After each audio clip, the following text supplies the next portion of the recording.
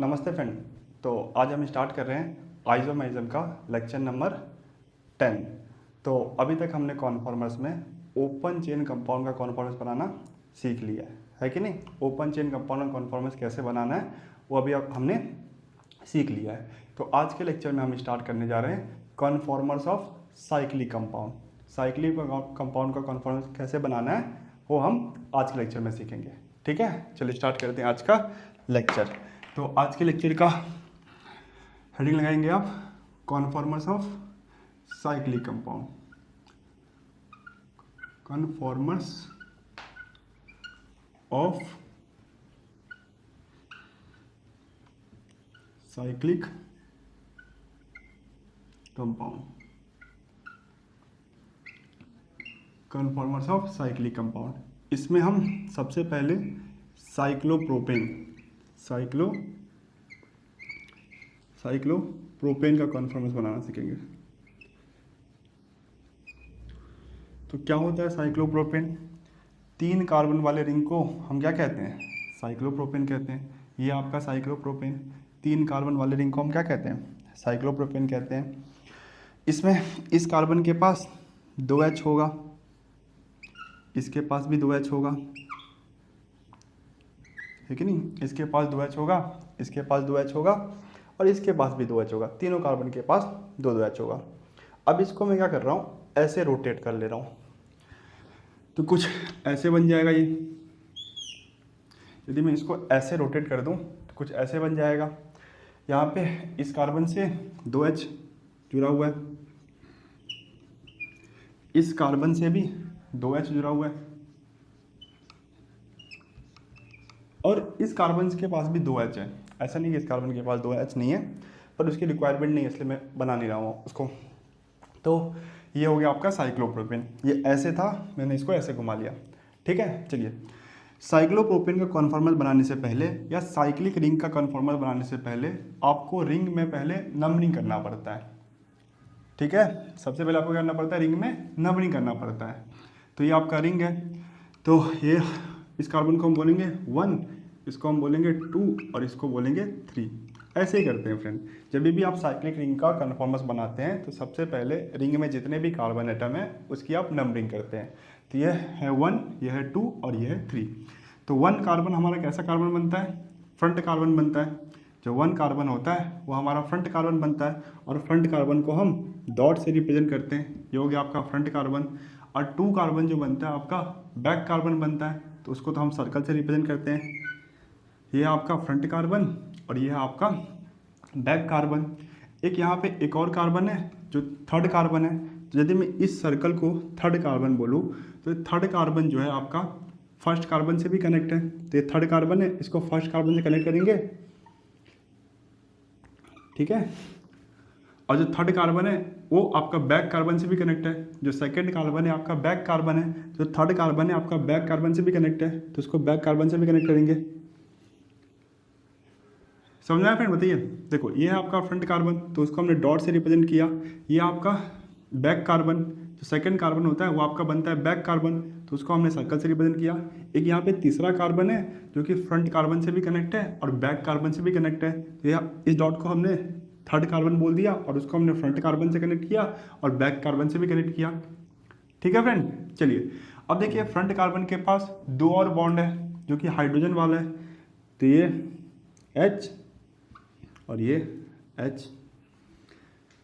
Front carbon के पास 2 और bond था ना जो कि हाइड्रोजन वाला था, तो H और H। बैक कार्बन के पास भी 2 बॉन्ड है, वो भी किसका है? हाइड्रोजन का है। तो ये बैक कार्बन जो सर्कल है ये आपका बैक कार्बन है, तो H और H। ठीक है, समझना है? फ्रंट कार्बन के पास 3 बॉन्ड है, तो देखो फ्रंट कार्बन आपका तीसरे कार्बन से कनेक्ट है, तो ये रहा third carbon. Front carbon 2 hydrogen से कनेक्ट है, तो 1 हाइड्रोजन 2 हाइड्रोजन। और ये फ्रंट कार्बन है वो बैक कार्बन से कनेक्ट है, तो जो पॉइंट है इसके चारों तरफ सर्कल है उस बात को रिप्रेजेंट कर रहा है कि जो आपका फ्रंट कार्बन है वो बैक कार्बन से कनेक्ट है। ठीक है, वैसे आपका देखो बैक कार्बन जो है फ्रंट कार्बन से कनेक्ट है, तो जो सर्कल के बीच में सेंटर ये पॉइंट है वो इसी बात को रिप्रेजेंट कर रहा है कि जो आपका बैक कार्बन है वो फ्रंट कार्बन के साथ कनेक्ट है। और बैक कार्बन जो है आपका थर्ड कार्बन के साथ भी कनेक्ट है, और बैक कार्बन के पास 2 हाइड्रोजन भी है, तो 1 और 2। तो इस तरीके से हमारा साइक्लोप्रोपेन का कन्फॉर्मेशन बनेगा। समझ में आया कैसे बना? अब बताइए फ्रेंड, यहाँ पे एंगल कितना है, टॉर्जनल एंगल कितना है? टॉर्जनल एंगल क्या होता है? फ्रंट कार्बन और बैक कार्बन के बॉन्ड के बीच में जो एंगल होता है, फ्रंट कार्बन और बैक कार्बन के बॉन्ड के बीच में जो एंगल होता है वो क्या होता है? आपका टॉर्जनल एंगल होता है।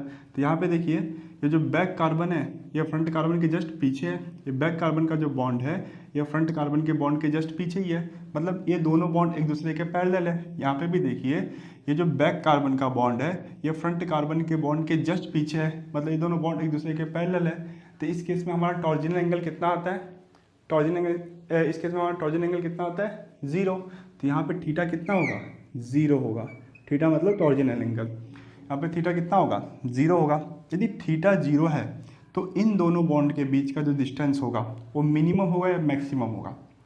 जब टॉर्जनल एंगल 0 होता है तो फ्रंट कार्बन और बैक कार्बन के बॉन्ड के बीच का डिस्टेंस कितना होता है फ्रेंड? मैक्सिमम होता है या मिनिमम होता है? मेरे ख्याल से तो मिनिमम होता है। तो फ्रंट कार्बन और बैक कार्बन के बॉन्ड के बीच का जो डिस्टेंस है वो कैसा है? मिनिमम है। यदि डिस्टेंस मिनिमम है तो टॉर्जनल स्ट्रेन मैक्सिमम होगा या मिनिमम होगा? टॉर्जनल स्ट्रेन जो होगा वो मैक्सिमम होगा या मिनिमम होगा? मेरे ख्याल से तो मैक्सिमम होगा। यदि डिस्टेंस कम तो स्ट्रेन ज़्यादा। और टॉर्जनल स्ट्रेन क्या होता है? फ्रंट कार्बन और बैक कार्बन के बॉन्ड के बीच का जो स्ट्रेन होता है, फ्रंट कार्बन और बैक कार्बन के बॉन्ड के बीच का जो स्ट्रेन होता है उसको हम क्या बोलते हैं? Torsional strain. और टॉर्जनल स्ट्रेन मैक्सिमम कब होता है? जब थीटा 0 होता है। जब थीटा 0 होता है तो टॉर्जनल स्ट्रेन जो होता है वो मैक्सिमम होता है, और जब थीटा 60 होता है तो टॉर्जनल स्ट्रेन क्या होता है? मिनिमम होता है। ये सब आपने पिछले लेक्चर में पढ़ा था, मैं उम्मीद कर रहा हूँ आप पिछला लेक्चर देख के आए होंगे। तो जब थीटा 0 होता है मतलब टॉर्जनल एंगल 0 होता है तो टॉर्जनल स्ट्रेन कितना होता है? मैक्सिमम होता है। और जब थीटा 60 होता है तो टॉर्जनल स्ट्रेन जो होता है ये मिनिमम होता है। तो इस केस में टॉर्जनल स्ट्रेन मैक्सिमम होगा या मिनिमम होगा? मैक्सिमम होगा, क्योंकि थीटा 0 है। तो साइक्लोप्रोपेन में जो टॉर्जनल स्ट्रेन होता है वो कैसा होता है? मैक्सिमम होता है। साइक्लोप्रोपेन में जो टॉर्जनल स्ट्रेन होता है मैक्सिमम होता है। साइक्लोप्रोपेन का यदि आप कंपेयर करोगे साइक्लोब्यूटेन, साइक्लोपेंटेन या साइक्लोहेक्सेन से, तो सबसे ज़्यादा जो टॉर्जनल स्ट्रेन होता है किस में होता है? साइक्लोप्रोपेन में होता है, क्योंकि सबसे कम टॉर्जनल एंगल जो होता है किस में होता है? साइक्लोप्रोपेन में होता है। ठीक है, समझ में आया फ्रेंड? और यदि आप पुरानी कॉन्सेप्ट याद करें तो मैंने आपको पढ़ाया था कि साइक्लोप्रोपेन में एंगल स्ट्रेन भी मैक्सिमम होता है। यदि साइक्लोप्रोपेन को आप साइक्लोब्यूटेन, साइक्लोपेंटेन और साइक्लोहेक्सेन से कंपेयर करेंगे तो एंगल स्ट्रेन सबसे ज़्यादा किस में होता है? साइक्लोप्रोपेन में होता है कि नहीं? यहाँ पे इस कार्बन का हाइब्रिडाइजेशन कितना है? sp3 है। इसके पास कितना है? 4 सिग्मा बॉन्ड है, 1, 2 और 2 हाइड्रोजन है। और इस कार्बन का हाइब्रिडाइजेशन क्या है? sp3 है। sp3 हाइब्रिडाइजेशन के साथ जो एंगल बनना चाहिए वो कितना बनना चाहिए? 109 डिग्री और 8 मिनट। इतना एंगल बनना चाहिए, 109 डिग्री और 8 मिनट। और यहाँ पे एंगल कितना है? तो यहाँ पे एंगल कितना दिख रहा है आपको? 60 है ना, ये एंगल 60 है। तो sp3 हाइब्रिडाइजेशन के साथ जो एंगल बनना चाहिए वो कितना बनना चाहिए? 109 और 8 मिनट। और यहाँ पे एंगल कितना है? 60। तो यहाँ पे एंगल स्ट्रेन कितना बन के आएगा? एंगल स्ट्रेन जिसको हम डेल्टा से रिप्रेजेंट करते हैं, तो होना चाहिए था 109। मतलब इन दोनों बॉन्ड के बीच में एंगल कितना होना चाहिए? 109। पर यहाँ पे 109 नहीं है, 60 है। आपने 109 को क्या किया है? 109 से कंप्रेस करके इसको 60 में कन्वर्ट किया है। आपने क्या किया? 109 से इसको 60 डिग्री में कन्वर्ट किया होगा, 60 डिग्री में कन्वर्ट किया है। तो सोचिए इसमें कितना स्ट्रेन होगा कि नहीं होगा? कितना स्ट्रेन होगा? होना चाहिए 109 और है 60। तो यदि इसमें आप एंगल स्ट्रेन निकालेंगे तो आएगा 1098 डिग्री माइनस 60, तो 49 डिग्री और 8 मिनट।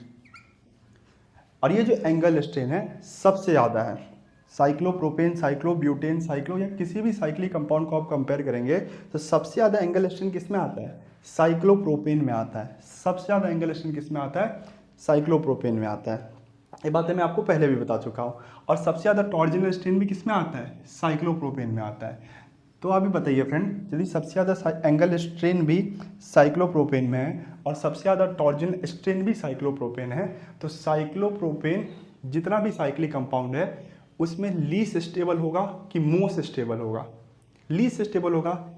स्ट्रेन क्या करता है? स्टेबिलिटी को डिक्रीज करता है। यदि सबसे ज़्यादा एंगल स्ट्रेन भी इसमें है, सबसे ज़्यादा टॉर्जनल स्ट्रेन भी इसमें है, तो जो आपका साइक्लोप्रोपेन है ये कैसा है? लीस्ट स्टेबल साइक्लिक रिंग है। लीस्ट स्टेबल साइक्लिक रिंग है। जितने भी साइक्लिक रिंग है उससे यदि आप कंपेयर करोगे तो आपका साइक्लोप्रोपेन जो है ये लीस्ट स्टेबल साइक्लिक रिंग है। तो cyclopropane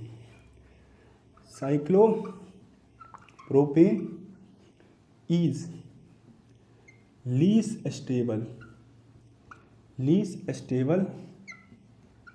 cyclic ring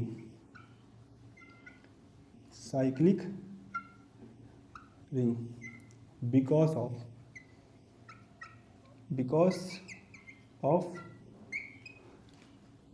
torsional and angle strain torsional and angle strain।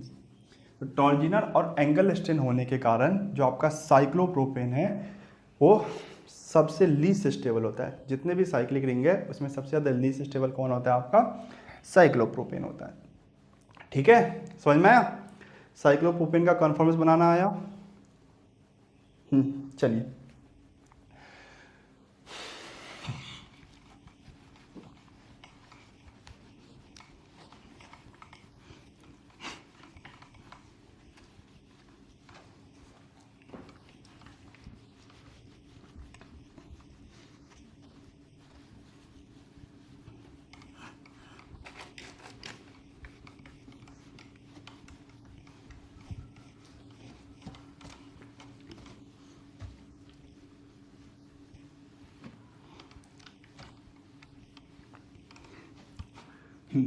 तो यदि आप स्टेबिलिटी का ऑर्डर निकालें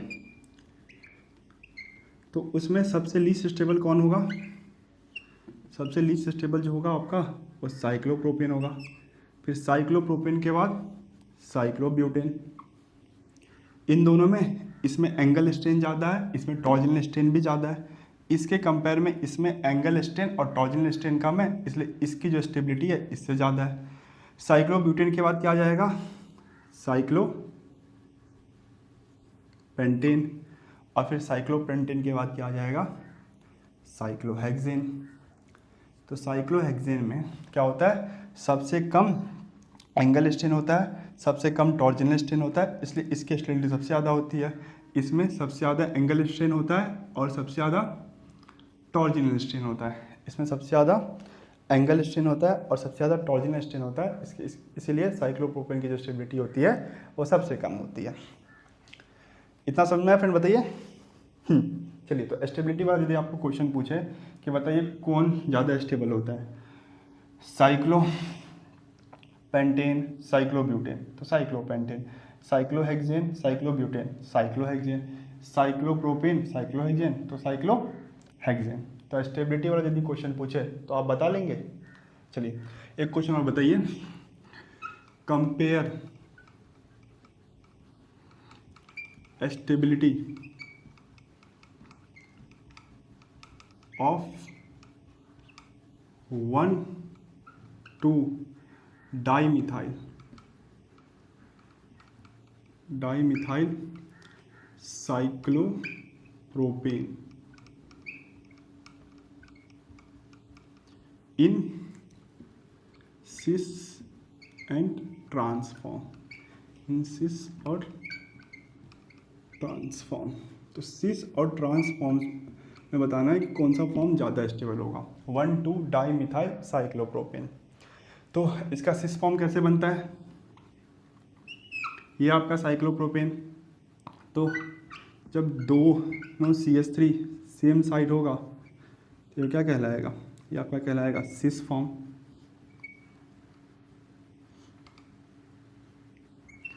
ये आपका सिस। अब दोनों CH3 जब अपोजिट साइड हो जाए,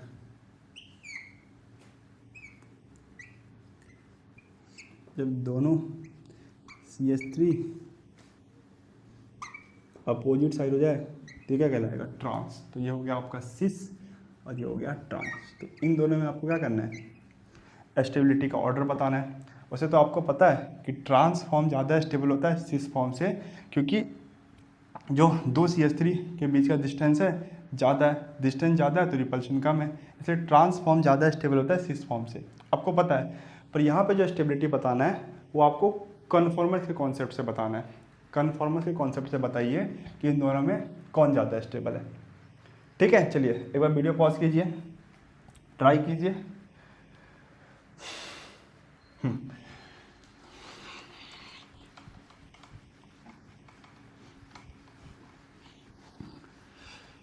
तो हम क्या करते हैं, सबसे पहले सिस फॉर्म का कन्फॉर्मर्स बनाते हैं और फिर हम ट्रांसफॉर्म का बनाएंगे। तो सबसे पहले कन्फॉर्मर्स बनाने से पहले हम क्या करते हैं, नंबरिंग करते हैं। नंबरिंग करने से पहले इसको हम अच्छे से रिप्रेजेंट कर लेते हैं। तो कैसे रिप्रेजेंट करते हैं, इसको मैंने ऐसे बना लिया। यहाँ पे इस कार्बन के पास दो है, एक H और एक CH3, इसके पास दो बॉन्ड है। इस कार्बन के पास भी दो बॉन्ड है, एक आपका है CH3 और एक आपका है H। ठीक है, दोनों CH3 सेम साइड है और ये आपका थर्ड कार्बन है, तीसरा वाला कार्बन है, ये आपका सिस फॉर्म। तो सिस फॉर्म का पहले कॉन्फॉर्मर्स बनाते हैं। तो कॉन्फॉर्मर बनाने से पहले क्या करते हैं, रिंग में जो भी आइटम है उसकी नंबरिंग करते हैं। तो ये 1, ये 2 और ये 3, रिंग में जो आइटम है उसी की नंबरिंग करते हैं। जैसे ये भी कार्बन आइटम है पर रिंग से बाहर है तो उसकी नंबरिंग नहीं करेंगे, रिंग में जो आइटम है उसी की नंबरिंग करेंगे। तो ये आपका पहला कार्बन, जो आपका पहला कार्बन होता है वो क्या बनता है, फ्रंट कार्बन। तो फ्रंट कार्बन को हम डॉट से रिप्रेजेंट करते हैं और बैक कार्बन को हम सर्कल से रिप्रेजेंट करते हैं। फ्रंट कार्बन और ये आपका बैक कार्बन, फ्रंट कार्बन और ये आपका बैक कार्बन। ठीक है, यहाँ पे एक थर्ड कार्बन भी है तो इस डॉट को मैं थर्ड कार्बन से रिप्रेजेंट कर देता हूँ। तो ये जो थर्ड कार्बन है आपका फ्रंट कार्बन से भी कनेक्ट है और बैक कार्बन से भी कनेक्ट है। ये हो गया फ्रंट कार्बन से इसका कनेक्शन और ये हो गया इसका बैक कार्बन से इसका कनेक्शन। समझ में, ये तीसरा कार्बन जो है फ्रंट कार्बन से भी कनेक्ट है मतलब डॉट से कनेक्ट है, और बैक कार्बन से भी कनेक्ट है मतलब सर्कल से कनेक्ट है। फ्रंट कार्बन के पास दो और बॉन्ड है, एक CH3 और एक H। तो ये आपका CH3 और ये आपका H। तो फ्रंट कार्बन के पास और दो बॉन्ड है, एक CH3 वाला और एक H वाला। बैक कार्बन के पास भी दो और बॉन्ड है, CH3 और H। अब देखो फ्रेंड, यहाँ पे दोनों CH3 सेम साइड है। ये कौन सा फॉर्म है, सिस फॉर्म है। दोनों CH3 सेम साइड है, तो जहाँ पे फ्रंट कार्बन का CH3 होगा उसी के पीछे बैक कार्बन का CH3 होगा, क्योंकि दोनों CH3 जो है सेम साइड है।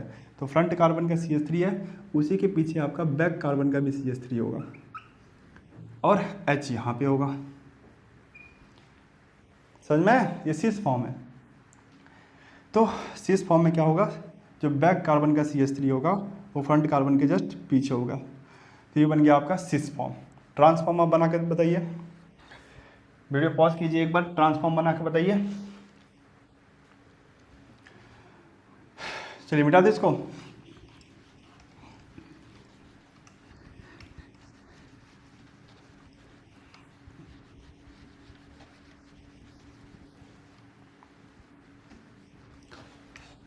तो ट्रांसफॉर्म बनाने से पहले इसको अच्छे से रिप्रेजेंट कर लेंगे। तो ये ऐसे ऐसे मैंने इसको पलट दिया। तो ये है आपका पहला कार्बन जिसके साथ एक CH3 कनेक्ट है और एक H कनेक्ट है, और ये आपका दूसरा कार्बन, तो इसके साथ भी एक CH3 कनेक्ट है और एक H कनेक्ट है। तो यहाँ पे देख रहे हो दोनों CH3 कैसा है, अपोजिट साइड है, इन पर दोनों CH3 सेम साइड था, और ये आपका तीसरा कार्बन है। अब इसका कन्फॉर्मर्स बनाएंगे। कन्फॉर्मर्स बनाने से पहले रिंग में जो कार्बन है उसकी नंबरिंग करेंगे। तो 1 2 3, 1 2 3, 1 जो आपका होगा वो फ्रंट कार्बन बनेगा, तो उसको डॉट से रिप्रेजेंट करेंगे, और 2 जो होगा वो आपका बैक कार्बन बनेगा तो उसको हम सर्कल से रिप्रेजेंट करेंगे। तो ये हो गया फ्रंट कार्बन और ये हो गया आपका बैक कार्बन। कोई भी डाउट नहीं है। ये आपका थर्ड कार्बन को हम डॉट से रिप्रेजेंट कर लेंगे, और थर्ड कार्बन आपका फ्रंट कार्बन से भी कनेक्ट है और बैक कार्बन से भी कनेक्ट है।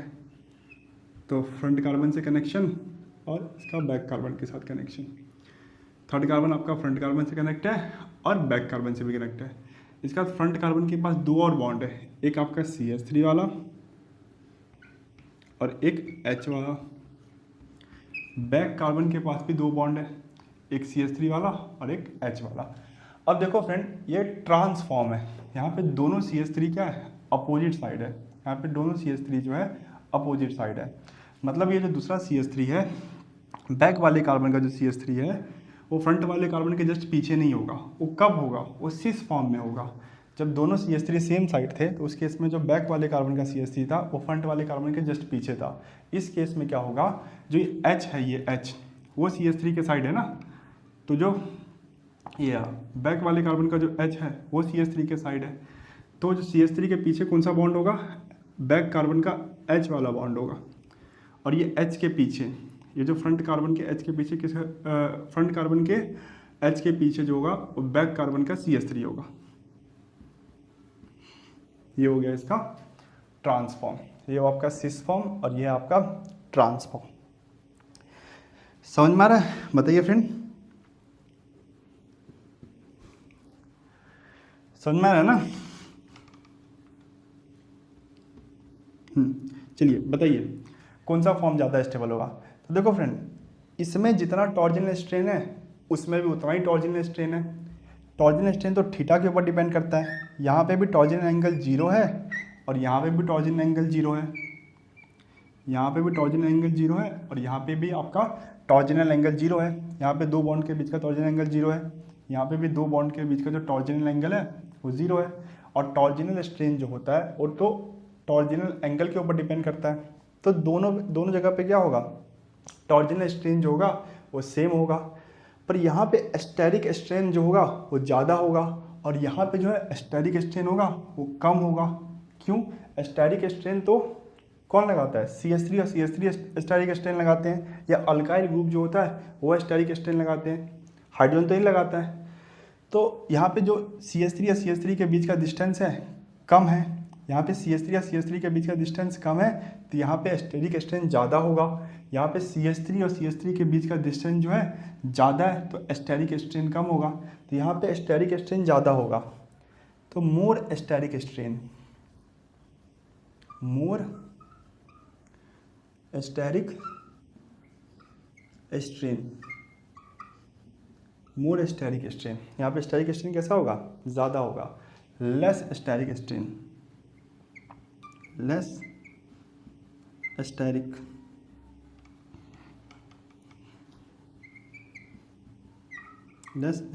स्ट्रेन। ठीक है, टॉर्जनल स्ट्रेन दोनों में सेम होगा, ठीक है ना फ्रेंड, टॉर्जनल स्ट्रेन जो होगा दोनों में सेम होगा। अब ये क्वेश्चन पूछ सकता है आपका MCQ में कि बताइए, सॉरी MCQ में नहीं, असर्शन रीजन में, कि जो ट्रांसफॉर्म है वो ज़्यादा स्टेबल है सिस फॉर्म से, जो आपका ट्रांसफॉर्म है वो ज़्यादा स्टेबल है सिस फॉर्म से। और रीजन ये दे सकता है कि जो ट्रांसफॉर्म में टॉर्जनल स्ट्रेन होता है, जो ट्रांसफॉर्म में टॉर्जनल स्ट्रेन होता है वो ज़्यादा होता है सिस फॉर्म से। क्या ये रीजन सही है? नहीं, जितना टॉर्जनल स्ट्रेन ट्रांसफॉर्म में होता है उतना ही टॉर्जनल स्ट्रेन सिस फॉर्म में होता है। ये रीजन गलत है। तो क्या सही रीजन है कि जो आपका स्टेरिक स्ट्रेन है वो ज़्यादा होता है सिस फॉर्म में, जो आपका स्टेरिक स्ट्रेन होता है वो ज़्यादा होता है सिस फॉर्म में, इसीलिए ट्रांसफॉर्म जो होता है वो ज़्यादा स्टेबल होता है, टॉर्जनल स्ट्रेन नहीं, स्टेरिक स्ट्रेन। समझ में आया फ्रेंड? तो स्टेरिक ना ई,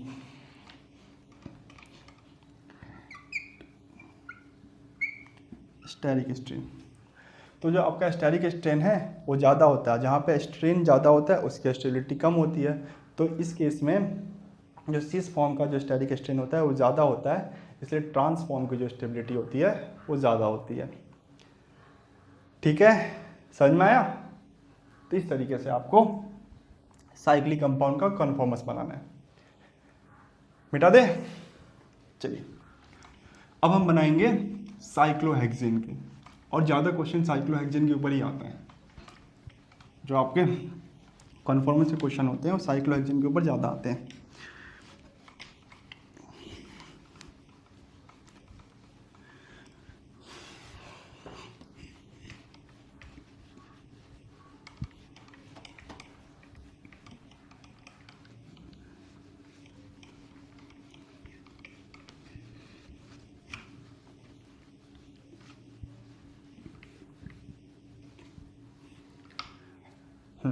अब हम बनाएंगे साइक्लोहेक्सेन की।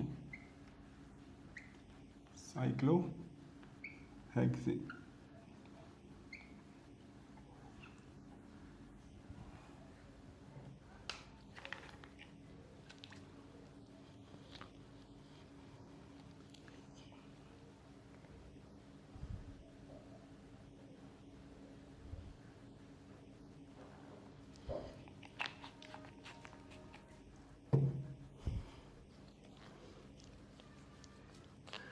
तो 6 कार्बन वाले रिंग को हम क्या कहते हैं? साइक्लोहेक्सेन कहते हैं। कहीं डबल बॉन्ड नहीं होना चाहिए, ये डबल बॉन्ड हुआ तो क्या बन जाएगा? साइक्लोहेक्सेन।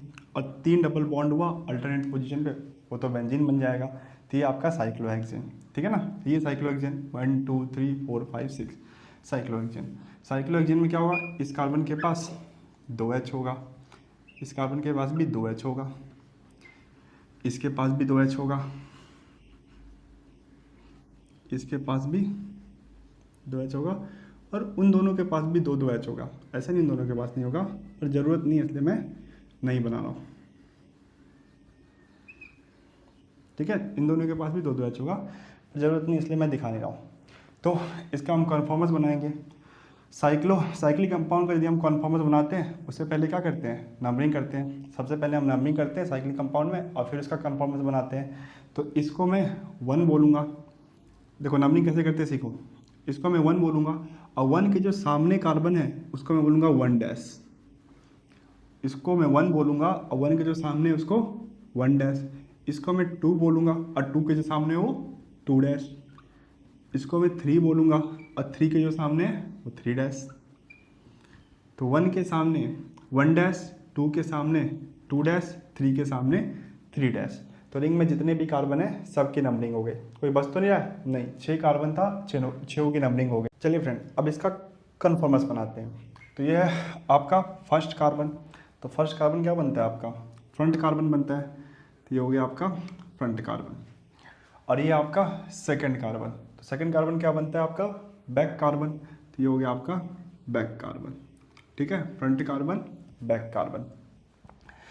यहाँ पे बताइए, तो ये आपका 1 डैश है, ये बनेगा फ्रंट कार्बन, और ये जो आपका 2 डैश है ये बनेगा आपका बैक कार्बन। समझ में आ रहा है? जो फर्स्ट कार्बन है ये आपका बनेगा फ्रंट कार्बन, और ये जो सेकंड कार्बन है वो आपका बनेगा बैक कार्बन। ये जो 1 डैश है ये आपका बनेगा फ्रंट कार्बन, और ये जो 2 डैश है आपका बनेगा बैक कार्बन, ठीक है। यहाँ पे एक थर्ड कार्बन है, और यहाँ पे एक 3 डैश कार्बन है। थर्ड कार्बन और 3 डैश कार्बन। थर्ड कार्बन किससे कनेक्ट है? फ्रंट कार्बन से कनेक्ट है। इस 1 वाले फ्रंट कार्बन से कनेक्ट है। तो ये आपका 1 वाला फ्रंट कार्बन, इससे आपका थर्ड कार्बन कनेक्ट है। और किससे कनेक्ट है थर्ड कार्बन? 1 डैश वाले फ्रंट कार्बन से। ये आपका फ्रंट कार्बन है, 1 डैश वाले फ्रंट कार्बन से आपका थर्ड कार्बन कनेक्ट है। तो ये रहा 1 डैश वाला आपका फ्रंट कार्बन, जिसके साथ आपका थर्ड कार्बन कनेक्ट है। इतना समझ में आया फ्रेंड? बताइए। ये आपका फ्रंट कार्बन, ये आपका बैक कार्बन। तो 1 वाला फ्रंट कार्बन और 2 वाला बैक कार्बन, 1 डैश वाला फ्रंट कार्बन और 2 डैश वाला बैक कार्बन, और ये आपका थर्ड कार्बन। समझा फ्रेंड? चलिए अब ये फ्रंट कार्बन के पास 2 और बॉन्ड है HH वाला। देखो आपका जो फ्रंट कार्बन है वो बैक कार्बन से भी कनेक्ट है। तो इस पॉइंट के जो चारों तरफ सर्कल है वो इसी बात को रिप्रेजेंट कर रहा है कि जो आपका फ्रंट कार्बन है वो बैक कार्बन के साथ कनेक्ट है कि नहीं? उसके साथ साथ जो फ्रंट कार्बन है उसके पास 2H भी है, 2H वाला बॉन्ड भी है, तो वो भी बनाते हैं। ये हो गया H और ये हो गया H। चलिए समझ में आया? तो ये रहा फ्रंट कार्बन, तो फ्रंट कार्बन आपका थर्ड कार्बन से कनेक्ट है, यहाँ पे भी कनेक्ट है। फ्रंट कार्बन आपका बैक कार्बन से कनेक्ट है, सेकंड वाले कार्बन से कनेक्ट है। फ्रंट कार्बन के पास 2 H है, तो 1 2। इतना समझ में आया? फ्रंट कार्बन के कनेक्शन समझ में आए? चलिए अब बैक कार्बन के कनेक्शन देखते हैं। तो बैक कार्बन जो है ये वाला, ये आपका थर्ड कार्बन से कनेक्ट है, इसको बाद में बनाते हैं। तो ये वाला जो आपका बैक वाला कार्बन है ये फ्रंट वाले कार्बन से कनेक्ट है। तो ये जो सर्कल है उसके अंदर ये पॉइंट है वो इसी बात को रिप्रेजेंट कर रहा है कि आपका जो बैक कार्बन है वो फ्रंट कार्बन से कनेक्ट है। और बैक कार्बन के पास 2 H है, 2 H वाला बॉन्ड भी है। अब ये H वाले बॉन्ड को फ्रेंड मैं 2 तरीके से बना सकता हूँ। देखो, एक तो ऐसे बना सकता हूँ कि इस वाले H के जस्ट पीछे ये बैक वाले कार्बन का H हो, और इस वाले फ्रंट कार्बन का जो H है उसके जस्ट पीछे बैक कार्बन का H हो। ऐसे बना सकता हूँ। इन दोनों H को जस्ट इसके पीछे बना सकता हूँ ऐसे। तो इस केस में जो टॉर्जिनल एंगल आएगा फ्रेंड वो कितना आएगा? 0 आएगा। इस केस में टॉर्जिनल एंगल कितना आएगा? 0 आएगा, क्योंकि फ्रंट कार्बन और बैक कार्बन के बॉन्ड के बीच का एंगल कितना होगा? 0 होगा। तो वही होगा टॉर्जिनल एंगल, है कि नहीं? पर यहाँ पे मैं क्या कर रहा हूँ, साइक्लोहेक्सेन का मोस्ट स्टेबल फॉर्म बना रहा हूँ। साइक्लोहेक्सेन का मोस्ट स्टेबल फॉर्म बना रहा हूँ। तो आप बताइए फ्रेंड, मोस्ट स्टेबल फॉर्म में फ्रंट कार्बन और बैक कार्बन के बॉन्ड के बीच का एंगल कितना होना चाहिए? मोस्ट स्टेबल फॉर्म में फ्रंट कार्बन और बैक कार्बन के बॉन्ड के बीच का एंगल कितना होना चाहिए? 60। जब टॉर्जिनल एंगल 60 होता है तो मोस्ट स्टेबल फॉर्म बन के आता है, जिसको हम बोलते हैं स्टैगर्ड फॉर्म। तो यहाँ पे क्या करेंगे, जो बैक कार्बन का जो बॉन्ड है उसको हम फ्रंट कार्बन से 60 डिग्री पे रखेंगे ताकि मोस्ट स्टेबल फॉर्म बने। तो ये रहा फ्रंट कार्बन का बॉन्ड, तो बैक कार्बन का जो बॉन्ड है वो फ्रंट कार्बन के बॉन्ड के 60 डिग्री पे रखेंगे। तो ये कितना है? 60। ये रहा बैक वाला कार्बन, तो बैक वाला कार्बन का जो बॉन्ड है ये फ्रंट कार्बन के 60 डिग्री पे रखेंगे। चलिए इतना समझ में आया? तो बैक वाला कार्बन जो है आपका फ्रंट वाले कार्बन के साथ कनेक्ट है, तो सर्कल के अंदर डॉट इसी बात को रिप्रेजेंट कर रहा है कि जो बैक वाला कार्बन है ये फ्रंट वाले कार्बन से कनेक्ट है। बैक वाले कार्बन के पास 2 H है, तो बैक वाले कार्बन का जो H वाला बॉन्ड है हमने उसको फ्रंट कार्बन से 60 डिग्री पे बनाया है, क्योंकि हम मोस्ट स्टेबल फॉर्म बना रहे हैं। साइक्लोहेक्सेन का हम मोस्ट स्टेबल फॉर्म बना रहे हैं। अब मोस्ट स्टेबल फॉर्म में फ्रंट कार्बन और बैक कार्बन के बॉन्ड के बीच का एंगल कितना होता है? 60, इसलिए हमने 60 डिग्री पर रखा है। यहाँ पे बताइए, तो ये है आपका 1 डैश, ये आपका फ्रंट कार्बन। तो फ्रंट कार्बन जो है ये 1 डैश वाला जो फ्रंट कार्बन है थर्ड कार्बन से कनेक्ट है, तो उसको हमने रिप्रेजेंट कर दिया। ये जो 1 डैश वाला आपका फ्रंट कार्बन है ये थर्ड कार्बन से कनेक्ट है, उसको तो हमने रिप्रेजेंट कर दिया। और ये जो 1 डैश वाला फ्रंट कार्बन है ये 2 डैश वाले बैक कार्बन से कनेक्ट है। तो ये सर्कल डॉट के चारों जो सर्कल है इसी बात को रिप्रेजेंट कर रहा है कि जो फ्रंट वाला कार्बन है 1 डैश वाला जो फ्रंट वाला कार्बन है वो 2 डैश के साथ कनेक्ट है। और बताइए, तो ये जो 1 डैश वाला फ्रंट कार्बन है उसके पास 2 H भी है, तो 2 H बना लेते हैं, एक H और दूसरा H। तो फ्रंट वाले कार्बन के पास जो 2 H था वो भी बना लिया। ये रहा आपका बैक वाला कार्बन, तो बैक वाला कार्बन 2 डैश वाला बैक वाला कार्बन, जो सर्कल है वही आपका 2 डैश वाला बैक कार्बन। तो 2 डैश वाला बैक कार्बन जो है ये 1 डैश वाले फ्रंट कार्बन से कनेक्ट है, तो सर्कल के अंदर जो पॉइंट है इसी बात को रिप्रेजेंट कर रहा है कि 2 डैश वाला जो बैक कार्बन है ये फ्रंट कार्बन के साथ कनेक्ट है। और बताइए, तो 2 डैश वाले बैक कार्बन के पास 2 H वाला बॉन्ड भी है। अब यहाँ पे भी हम इस वाले H को 2 तरीके से रिप्रेजेंट कर सकते हैं। इस H वाले बॉन्ड को इस फ्रंट कार्बन वाला जो H है उसके जस्ट पीछे रख सकते हैं, और इसको भी इसके जस्ट पीछे रख सकते हैं। रख सकते नहीं रख सकते हैं? उस केस में टॉर्जिनल एंगल कितना आएगा? 0। पर हम इस केस में क्या, साइक्लोहेक्सेन के केस में हम मोस्ट स्टेबल फॉर्म बना रहे हैं। मोस्ट स्टेबल फॉर्म बना रहे हैं तो फ्रंट कार्बन और बैक कार्बन के बॉन्ड के बीच का एंगल हमें कितना रख रहे हैं? हमें कितना रखना चाहिए? 60 रखना चाहिए। तो ये बैक कार्बन और फ्रंट कार्बन के बॉन्ड के बीच का एंगल कितना रखना चाहिए? 60 रखना चाहिए। तो यहाँ से होगा 60 H और यहाँ से होगा 60। तो फ्रंट कार्बन और बैक कार्बन के बॉन्ड के बीच का एंगल 60, और यहाँ पे भी फ्रंट कार्बन और बैक कार्बन के बॉन्ड के बीच का एंगल 60। ठीक है, चलिए इतना समझ में आया फ्रेंड? बताइए, इतना कनेक्शन आपको समझ में आया? चलिए अभी जो 2 डैश वाला बैक कार्बन है वो किसके साथ कनेक्ट है? किसके साथ कनेक्ट है, 3 डैश वाले कार्बन के साथ कनेक्ट है। अब ये वाला फ्रंट वाला बॉन्ड है, फ्रंट वाले कार्बन का बॉन्ड है, और मुझे क्या करना है, एक बैक वाले कार्बन का बॉन्ड भी बनाना है। मुझे यहाँ से क्या करना है, एक बैक वाले कार्बन का बॉन्ड भी बनाना है। अब इसके लिए भी दो पॉसिबिलिटी है। जो बैक वाले कार्बन का मैं एक बॉन्ड बनाऊंगा फ्रेंड, वो इस बॉन्ड के जस्ट पीछे बनाऊंगा, वो एक पॉसिबिलिटी है। और दूसरी पॉसिबिलिटी क्या है कि जो बैक वाले कार्बन का बॉन्ड जो है ये फ्रंट वाले कार्बन से 60 डिग्री पे बनाऊंगा। ये दो पॉसिबिलिटी है। या तो मैं फ्रंट जो बैक वाले कार्बन का जो ये वाला बॉन्ड है ये फ्रंट वाले कार्बन से 0 डिग्री पे बनाऊं, या जो ये बैक वाले कार्बन का जो बॉन्ड है ये फ्रंट वाले कार्बन से 60 डिग्री पे बनाऊं। तो बताओ कौन सा बनाएंगे, 0 डिग्री वाला या 60 डिग्री वाला? 60 डिग्री वाला, क्या हम मोस्ट स्टेबल फॉर्म बना रहे हैं। तो जो 2 डैश है, जो 3 डैश से कनेक्टेड है, वो वाला बॉन्ड जो होगा वो 60 डिग्री पे बनेगा। ये एंगल कितना होगा, 60 होगा, क्योंकि हम मोस्ट स्टेबल फॉर्म बना रहे हैं। यहाँ पे भी जो बैक वाला कार्बन, ये 2 वाला जो बैक वाला कार्बन है ये भी आपका 3 डैश के साथ कनेक्ट है। तो ये जो बैक वाला कार्बन का जो हम एक बॉन्ड बनाएंगे वो भी फ्रंट वाले कार्बन से 60 डिग्री पे बनाएंगे, वो भी फ्रंट वाले कार्बन से 60 डिग्री पे बनाएंगे। तो ऐसा, सॉरी, ये जो बैक वाले कार्बन का बॉन्ड है यहाँ से कनेक्शन होगा, ठीक है, समझना है। तो देखो ये 2 डैश वाला बैक कार्बन है ये 3 डैश के साथ कनेक्ट है, ये जो 2 वाला बैक कार्बन है ये 3 के साथ कनेक्ट है। ये रहा फ्रंट कार्बन का बॉन्ड और ये रहा बैक कार्बन का बॉन्ड, तो एंगल 60। ये है फ्रंट कार्बन का बॉन्ड और ये बैक कार्बन का बॉन्ड, तो angle 60। Front carbon back carbon angle 60, front carbon back carbon angle 60, ये back carbon front carbon angle 60। तो इस तरीके से हमारा साइक्लोहेक्सेन का मोस्ट स्टेबल कॉन्फॉर्मर्स बन के आया। समझ में आ रहा? चलिए एक बार और एक्सप्लेन करता हूँ। देखिए सबसे पहले यदि साइक्लोहेक्सेन का आप कन्फर्मर बनाना चाहते हैं तो सबसे पहले आपको नंबरिंग करना पड़ेगा। तो हमने नंबरिंग कैसे किया, ये रहा फर्स्ट कार्बन और इसके सामने 1 डैश, ये आपका सेकंड कार्बन इसके सामने 2 डैश, ये आपका थर्ड कार्बन इसके सामने 3 डैश। फर्स्ट वाले कार्बन को हमने डॉट से रिप्रेजेंट किया। हम ऐसे ही करते हैं, जब जब हम कन्फर्मर बनाते हैं तो फ्रंट वाले कार्बन को या 1 वाले कार्बन को हम फ्रंट कार्बन बनाते हैं और उसको डॉट से रिप्रेजेंट करते हैं। तो ये 1 वाला कार्बन आपका फ्रंट कार्बन बन गया और इसको हमने डॉट से रिप्रेजेंट किया। 2 वाले कार्बन को हम बैक कार्बन बनाते हैं और उसको हम सर्कल से रिप्रेजेंट करते हैं।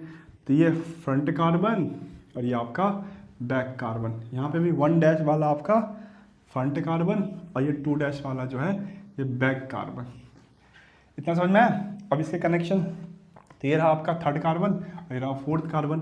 तो ये 1 वाला जो फ्रंट कार्बन है ये थर्ड कार्बन के साथ कनेक्ट है, ये 1 डैश वाला जो फ्रंट कार्बन है ये भी थर्ड के साथ कनेक्ट है। चलिए इसका ये फ्रंट कार्बन जो है ये बैक कार्बन के साथ कनेक्ट है।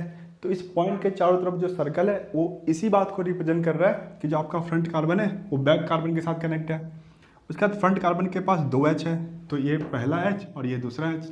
ये हो गया आपका फ्रंट कार्बन का कनेक्शन। अब बैक कार्बन का देखते हैं। तो बैक कार्बन जो है या 3 डैश के साथ कनेक्ट है, तो इसको हमने बाद में बनाया। पहले हम इसके दोनों H वाले बॉन्ड को रिप्रेजेंट करेंगे। तब इसके दोनों जो H वाला बॉन्ड है उसको हम 2 तरीके से रिप्रेजेंट कर सकते थे। एक तो इस H को जस्ट इसके पीछे बना सकते थे और इस H को इसके जस्ट पीछे बना सकते थे। इस केस में जो आपका टॉर्जन एंगल आता वो कितना आता, इस केस में जो आपका टॉर्जन एंगल आता वो 0 आता और हमारा लीस्ट स्टेबल फॉर्म बन के आता, इक्लिप्स बन के आता। पर हमें मोस्ट स्टेबल फॉर्म बनाना है तो हमने क्या किया, जो फ्रंट कार्बन और बैक कार्बन के बॉन्ड के बीच का एंगल कितना रखा है, 60 रखा है। हमें पता है जब टॉर्जन एंगल 60 होता है तो मोस्ट स्टेबल फॉर्म बन के आता है जो कि होता है स्टैगर्ड। इसलिए हमने क्या किया है, जो बैक वाला कार्बन का H है ये फ्रंट वाले कार्बन से 60 डिग्री पे रखा। ये जो बैक वाले कार्बन का H है ये फ्रंट वाले कार्बन से 60 डिग्री पे रखा। ठीक है, चलिए समझ में आया? ये हो गया इन दोनों का कनेक्शन। अब इसका देखेंगे तो ये आपका फ्रंट कार्बन 1 डैश और ये सर्कल जो है ये आपका 2 डैश। 1 डैश किसके साथ कनेक्ट है, किसके साथ कनेक्ट है, 3 के साथ कनेक्ट है। तो ये हो गया। उसके बाद 1 डैश के बाद जो फ्रंट वाला कार्बन है उसके पास 2 H है, तो ये जो फ्रंट कार्बन है 1 2 H है। और जो फ्रंट कार्बन है 1 डैश वाला जो फ्रंट कार्बन है ये 2 डैश वाला बैक कार्बन से भी कनेक्ट है।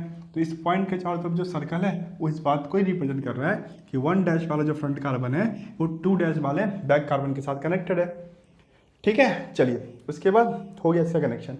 अब ये 2' वाले बैक कार्बन का कनेक्शन देखते हैं। तो 2' वाले बैक कार्बन के पास भी 2H है। अब यहाँ पे भी दो पॉसिबिलिटी थी कि इस H को जस्ट हम इसके पीछे बनाते, जो बैक वाले कार्बन का 2H है इसको फ्रंट वाले कार्बन का जो H वाला बॉन्ड है उसके जस्ट पीछे बनाते, तो उस केस में टॉर्जनल स्ट्रेन कितना आता, मैक्सिमम हो जाता, टॉर्जनल एंगल 0 हो जाता और लीस्ट स्टेबल फॉर्म बन के आता। पर हम तो मोस्ट स्टेबल फॉर्म बना रहे, हम क्या कर रहे हैं सॉरी मोस्ट स्टेबल फॉर्म बना रहे। तो मोस्ट स्टेबल फॉर्म बनाने के लिए हमें क्या करना पड़ता है, फ्रंट कार्बन और बैक कार्बन के बॉन्ड के बीच में जो एंगल रखना पड़ता है वो 60 रखना पड़ता है। इसलिए जो बैक कार्बन का 2H है हमने फ्रंट कार्बन से 60 डिग्री पे रखा, फ्रंट कार्बन से 60 डिग्री पे रखा। ठीक है, चलिए अब बैक वाले कार्बन जो है ये 3' के साथ भी कनेक्ट है। जो ये वाला बैक वाले कार्बन का बॉन्ड है, जो आपका बैक वाले कार्बन का बॉन्ड है, इसको भी मैं दो तरीके से रिप्रेजेंट कर सकता हूँ। एक तो इस बॉन्ड के जस्ट पीछे, एक तो इस बॉन्ड के जस्ट पीछे। तो उस केस में टॉर्जनल एंगल 0, लीस्ट स्टेबल। हमें मोस्ट स्टेबल फॉर्म बनाना है तो फ्रंट वाले कार्बन से हमने 60 डिग्री के एंगल पे, फ्रंट वाले कार्बन के बॉन्ड से 60 डिग्री के एंगल पे बैक वाले कार्बन का बॉन्ड बनाया। ठीक है, तो ऐसा कुछ इसका कन्फर्मेंस बन के आया। अब आपको कोई भी डाउट है? नहीं। ठीक है, चलिए इसको कन्फर्मेंस को थोड़ा 3D में एक्सप्लेन भी करते हैं। देखिए ये आपका साइक्लोहेक्सेन है, ये आपका साइक्लोहेक्सेन है, ये आपका फर्स्ट कार्बन और ये 1', ये है 2, ये है 2', ये है 3 और ये है 3'। समझ में आ रहा है? ये है 1, ये आपका 1, ये 1', ये 2, ये 2', ये 3'। तो जो 3 है वो कैसे है, नीचे है, तो इसको नीचे बना लेते हैं।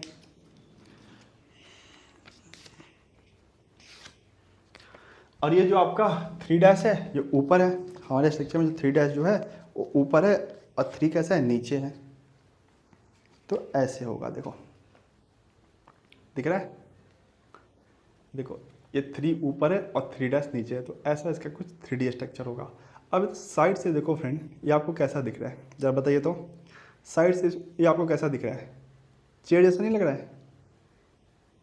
चेयर जैसा लग रहा है, कुर्सी जैसा दिख रहा है कि नहीं दिख रहा है? तो जो मोस्ट स्टेबल फॉर्म बन गया है साइक्लोहेक्सेन का, उसको हम चेयर फॉर्म बोलते हैं। कौन सा फॉर्म बोलते हैं? Chair form. तो चेयर फॉर्म ऑफ साइक्लोहेक्सेन, नहीं इसको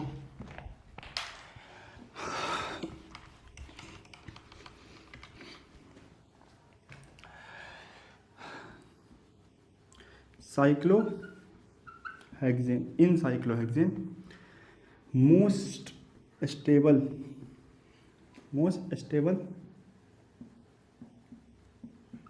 form is chair form,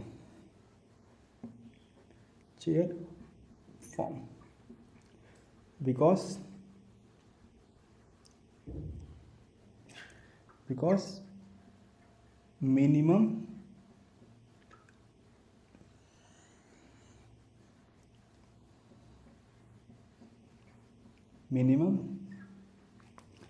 टॉर्जिनल strain.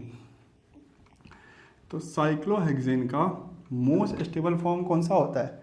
Chair form. तो चेयर फॉर्म होता है साइक्लोहेक्सेन का, वो मोस्ट स्टेबल फॉर्म होता है क्योंकि इस केस में जो होता है वो मिनिमम टॉर्जिनल स्ट्रेन होता है, क्योंकि फ्रंट कार्बन और बैक कार्बन के बॉन्ड के बीच का जो एंगल है वो 60 है। तो यहाँ पे थीटा कितना है? 60 है। टॉर्जिनल एंगल जो है मैक्सिमम है, और टॉर्जिनल एंगल मैक्सिमम है तो टॉर्जिनल स्ट्रेन कैसा होगा? मिनिमम होगा। तो cyclohexane, in cyclohexane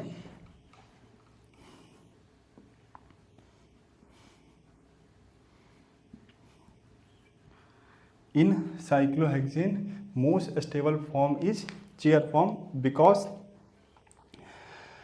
because minimum torsional strain, चलिए समझ में आया फ्रेंड? चलिए अब इसके कुछ कैरेक्टरिस्टिक भी लिखते हैं। पहले इतना समझ में आया, बना लेंगे। अब साइक्लोहेक्सेन के आप कन्फॉर्मर्स बना लेंगे, काफ़ी आसान है ना। एक बार यदि आपने नंबरिंग कर लिया है इसके बाद तो काफ़ी आसान है।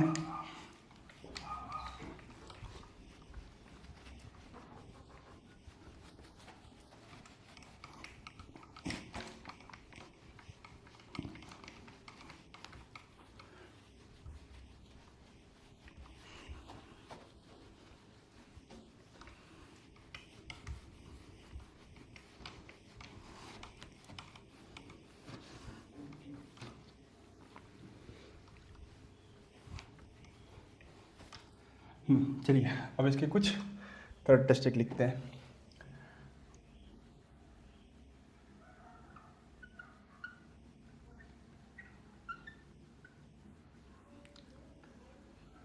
सबसे पहला कैरेक्टरिस्टिक तो यही है कि जो मोस्ट स्टेबल फॉर्म होता है, मोस्ट स्टेबल फॉर्म जो होता है वो कौन सा फॉर्म होता है? Chair form.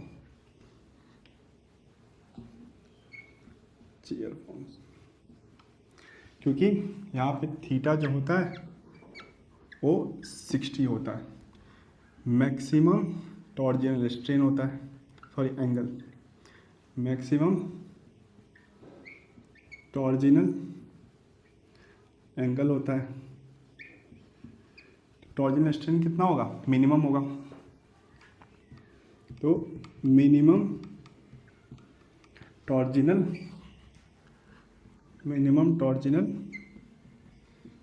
Strain, minimum torsional strain. ठीक है, चलिए पहला कैरेक्टरिस्टिक समझ में आया कि जब मोस्ट स्टेबल फॉर्म होता है वो चेयर फॉर्म होता है, क्योंकि इस केस में जो थीटा होता है, टॉर्जिनल एंगल जो होता है वो मैक्सिमम होता है, तो स्ट्रेन कैसा होगा? मिनिमम होगा। ठीक है, चलिए अब ये जो कन्फॉर्मर्स बन गया है साइक्लोहेक्सेन में, वहाँ पे कार्बन के पास दो टाइप के बॉन्ड होते हैं। Each carbon atom has two type of bond,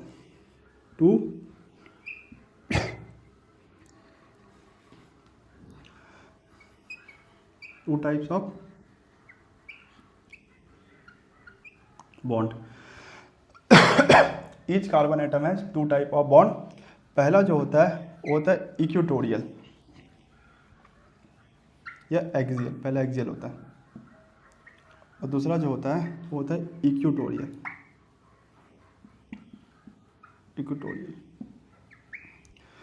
तो दो टाइप का बॉन्ड होता है। हर एक कार्बन एटम के पास जो होता है वो दो टाइप का बॉन्ड होता है, एक होता है एक्सियल और दूसरा होता है इक्वेटोरियल। किसको बोलते हैं एक्सियल बॉन्ड, किसको बोलते हैं इक्वेटोरियल बॉन्ड? तो उसके लिए पहले हमें साइक्लोहेक्सेन का कन्फॉर्मर्स बनाना पड़ेगा। तो ये रहा फ्रंट कार्बन, इसके साथ था बैक कार्बन, ये आपका फ्रंट कार्बन, इसके साथ था बैक कार्बन।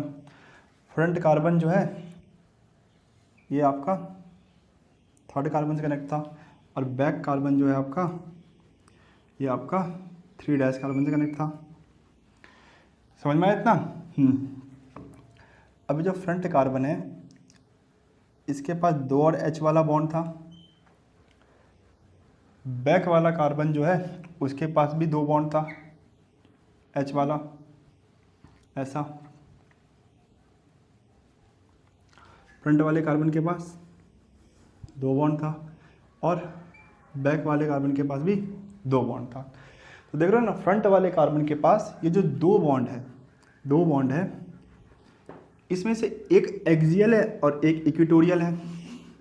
बैक वाले कार्बन के पास भी 2 बॉन्ड है, तो इसमें से भी दोनों में से कोई एक एक्सियल है, कोई एक इक्वेटोरियल है। यहाँ पे भी जो आपका फ्रंट कार्बन है, ये रहा फ्रंट कार्बन, इसके पास 2 बॉन्ड है, 1 और 2, तो इसमें से एक एक्सियल है और एक इक्वेटोरियल है। ये रहा आपका बैक वाला कार्बन, जो सर्कल है बैक वाला कार्बन है, इसके पास भी 2 बॉन्ड है, एक एक्सियल है और ये एक एक्सियल है और एक इक्वेटोरियल है।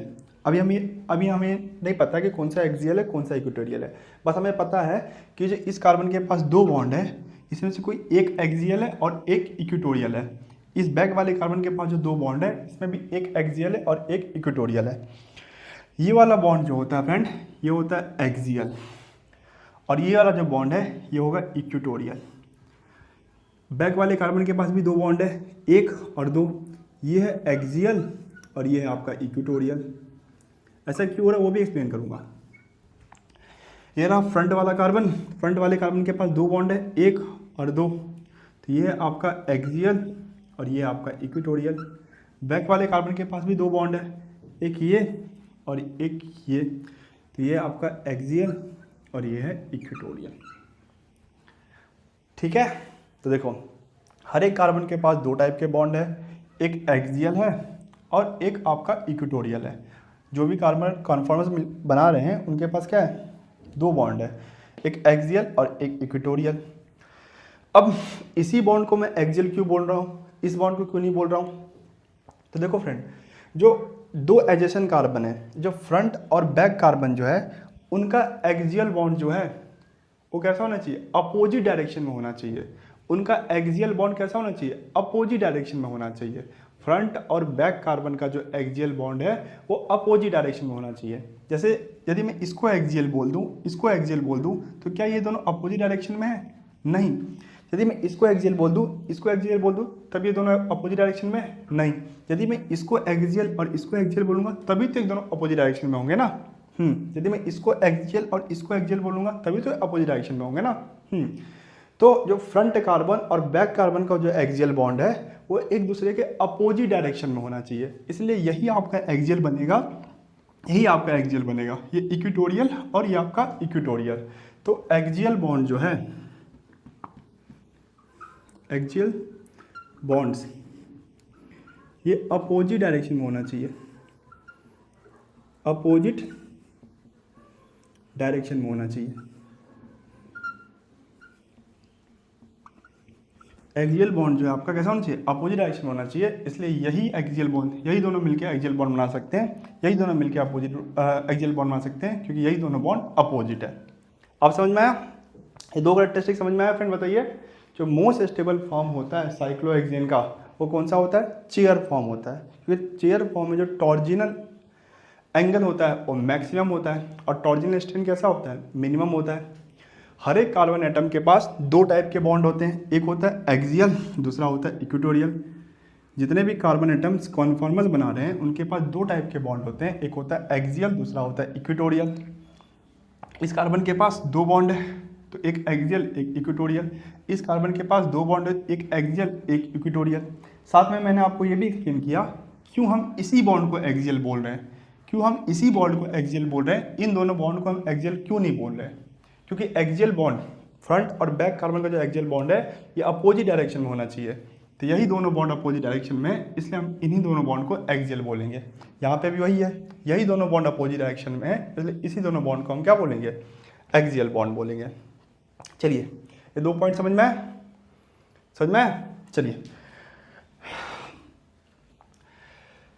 मिटा दें, ये फर्स्ट पॉइंट मिटा दें।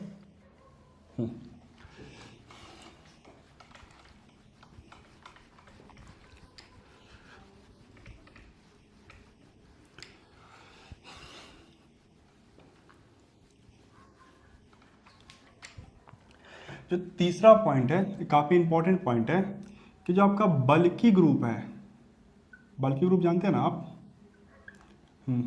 भारी ग्रुप जो होता है, bulky group are more stable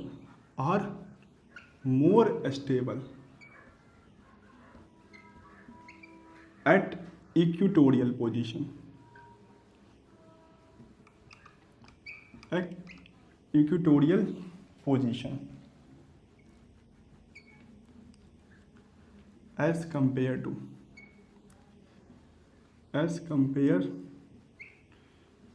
to axial position, axial position। यदि कोई बल्की ग्रुप आ जाए, देखो जब H और CH3 होगा तो इन दोनों में बल्की कौन होगा, CH3 होगा। जब CH3 और इथाइल होगा तो इन दोनों में आप बताइए फ्रेंड बल्कि कौन होगा, इथाइल होगा, क्योंकि इथाइल भारी है CH3 से।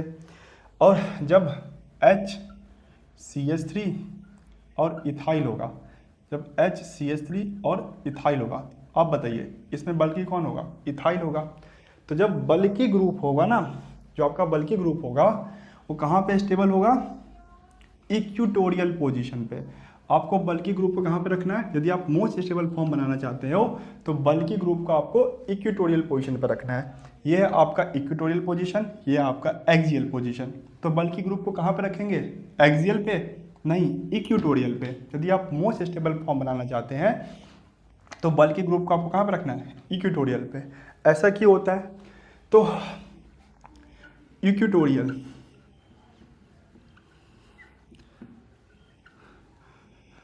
इज, नहीं दो है ना, इक्वेटोरियल और एंटी एंड एक्सियल और गॉच, एक्सियल और गॉच। देखो, चाहे आप बल्कि ग्रुप को एक्सियल पर रखो, चाहे आप बल्कि ग्रुप को इक्वेटोरियल पर रखो, चाहे आप बल्कि ग्रुप को एक्सियल पोजीशन पर रखो, चाहे आप बल्कि ग्रुप को इक्वेटोरियल पोजीशन पर रखो, बनने वाला तो स्टैगर्ड ही है, स्टैगर्ड ही फॉर्म बनेगा, क्योंकि यहाँ पे फ्रंट कार्बन और बैक कार्बन के बॉन्ड के बीच का जो एंगल है वो 60 है। जब फ्रंट कार्बन और बैक कार्बन के बॉन्ड के बीच का एंगल, टॉर्जिनल एंगल 60 हो, तो हम पहले ही पढ़ चुके हैं उस केस में कौन सा फॉर्म बनता है, स्टैगर्ड फॉर्म बनता है। तो यहाँ पे इक्लिप्स नहीं बनने वाला, यहाँ पे बनने वाला स्टैगर्ड फॉर्म ही है। अब स्टैगर्ड में भी दो फॉर्म होता है, एक होता है एंटी और एक होता है गॉच, याद है आपको, एक होता है एंटी और एक होता है गॉच। तो जब आप बल्कि ग्रुप को इक्वेटोरियल पोजीशन पर रखोगे, जब आप बल्कि ग्रुप को इक्वेटोरियल पोजीशन पर रखोगे, तो उस केस में आपका एंटी फॉर्म बनेगा, उस केस में आपका एंटी फॉर्म बनेगा। और जब आप बल्कि ग्रुप को एक्सियल पोजीशन पर रखोगे, जब आप बल्कि ग्रुप को एक्सियल पोजीशन पर रखोगे, तो उस केस में कौन सा फॉर्म बनेगा, गॉच। जब आपका बल्कि रहेगा एक्सियल पे तो बनेगा गॉच, और जब आपका बल्कि रहेगा इक्वेटोरियल पे तो क्या बनेगा, एंटी। और आप बताइए कौन सा फॉर्म ज़्यादा स्टेबल होता है, एंटी फॉर्म ज़्यादा स्टेबल होता है इन जनरल, इन जनरल कौन सा फॉर्म ज़्यादा स्टेबल होता है, एंटी या गॉच, एंटी फॉर्म ज़्यादा स्टेबल होता है कि नहीं, एंटी फॉर्म जो है ज़्यादा स्टेबल होता है। इसीलिए जब आप बल्कि ग्रुप को इक्वेटोरियल पोजीशन पर रखोगे तो एंटी फॉर्म बन के आएगा, और एंटी फॉर्म बनने के कारण क्या होगा, एंटी फॉर्म की स्टेबिलिटी ज़्यादा होती है तो मोस्ट स्टेबल फॉर्म बन के आएगा। ठीक है, चाहे आप बल्कि ग्रुप को एक्सियल पे रखो, चाहे आप इक्वेटोरियल पे, बनने वाला तो स्टैगर्ड ही है, क्योंकि फ्रंट कार्बन और बैक कार्बन के बॉन्ड के बीच का जो एंगल है, टॉर्जन एंगल है, वो 60 है, वो हमें पता है। अब स्टैगर्ड में भी दो फॉर्म बन सकता है, एक एंटी और एक गॉच। जब हम बल्कि ग्रुप को एक्सियल पे रखेंगे तो बनेगा गॉच, जब हम बल्कि ग्रुप को रखेंगे इक्वेटोरियल पे तो क्या बनेगा, एंटी। और हमें पता है एंटी ज़्यादा स्टेबल होता है गॉच से, इसलिए हम जब मोस्ट स्टेबल फॉर्म बना रहे हैं तो हम बल्कि ग्रुप को कहाँ पे रखेंगे, इक्वेटोरियल पे रखेंगे। चलिए, इतना समझ में आया, इतना समझ में आया फ्रेंड। चलिए इसके ऊपर अब क्वेश्चन प्रैक्टिस करते हैं। बस हो गया, इतना ही कैरेक्टरिस्टिक था, समझ में आया ना। तो 3 कैरेक्टरिस्टिक थे। पहला क्या था बताइए, कि जो आपका चेयर फॉर्म होता है साइक्लोहेक्सियम में, जो आपका चेयर फॉर्म होता है वो मोस्ट स्टेबल फॉर्म होता है, मोस्ट स्टेबल फॉर्म होता है। ये था आपका पहला पॉइंट। क्यों, क्योंकि यहाँ पे जो थीटा होता है, टॉर्जिनल एंगल जो होता है मैक्सिमम होता है, टॉर्जिनल स्ट्रेन मिनिमम होता है, टॉर्जिनल स्ट्रेन जो होता है वो मिनिमम होता है। और दूसरा पॉइंट क्या था, कि जो भी कार्बन एटम कॉन्फॉर्मस बना रहे हैं उनके पास 2 टाइप के बॉन्ड होते हैं, एक होता है एक्सियल और दूसरा होता है इक्वेटोरियल, एक होता है एक्सियल और दूसरा होता है इक्वेटोरियल, है कि नहीं। हम भी पता कर सकते हैं कि कौन सा बॉन्ड एक्सियल है और कौन सा इक्वेटोरियल है। कैसे, एक्सियल बॉन्ड हमेशा अपोजिट डायरेक्शन में रहेगा, तो इससे हम पता कर सकते हैं कौन सा एक्सियल कौन सा इक्वेटोरियल। फ्रंट और बैक कार्बन का जो एक्सियल बॉन्ड है उसको हमेशा अपोजिट डायरेक्शन में रहेगा, तो इससे हम पता कर सकते हैं कौन सा एक्सियल है कौन सा इक्वेटोरियल है। तीसरा पॉइंट क्या है, कि बल्कि ग्रुप को हम कहाँ रखेंगे, इक्वेटोरियल पोजीशन पर रखेंगे। बल्कि ग्रुप को हम इक्वेटोरियल पोजीशन पर रखेंगे तब हमारा मोस्ट स्टेबल कॉन्फॉर्मस बन के आएगा। क्यों, क्योंकि यदि इक्वेटोरियल पोजीशन पे हम बल्कि ग्रुप पे रखते हैं तो हमें स्टैगर्ड में एंटी फॉर्म मिलेगा, और यदि हम एक्सियल पोजीशन पर रखते हैं तो हमें गॉच फॉर्म मिलेगा, और हमें पता है कि एंटी फॉर्म ज़्यादा स्टेबल होता है गॉच फॉर्म से। ठीक है, चलिए आपको इन दोनों में, यहाँ पे मैं 2 मॉलिक्यूल बना के दे रहा हूँ, आपको स्टेबिलिटी कंपेयर करना है कि कौन ज़्यादा स्टेबल होगा।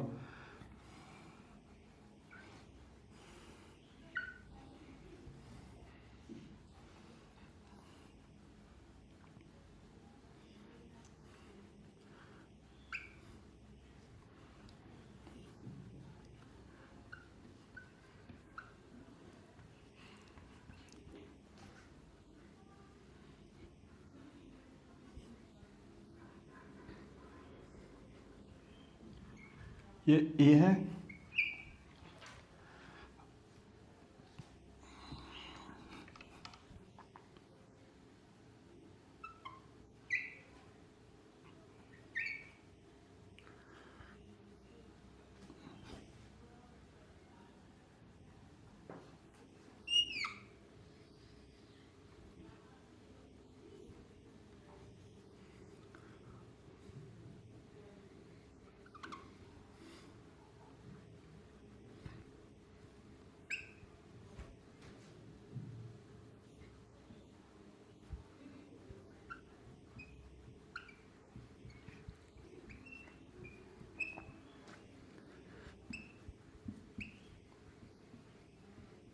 चलिए ये आपका ए है और ये आपका बी है, तो इन दोनों में आपको मोस्ट स्टेबल फॉर्म बनाना है, बताना है कौन सा होगा।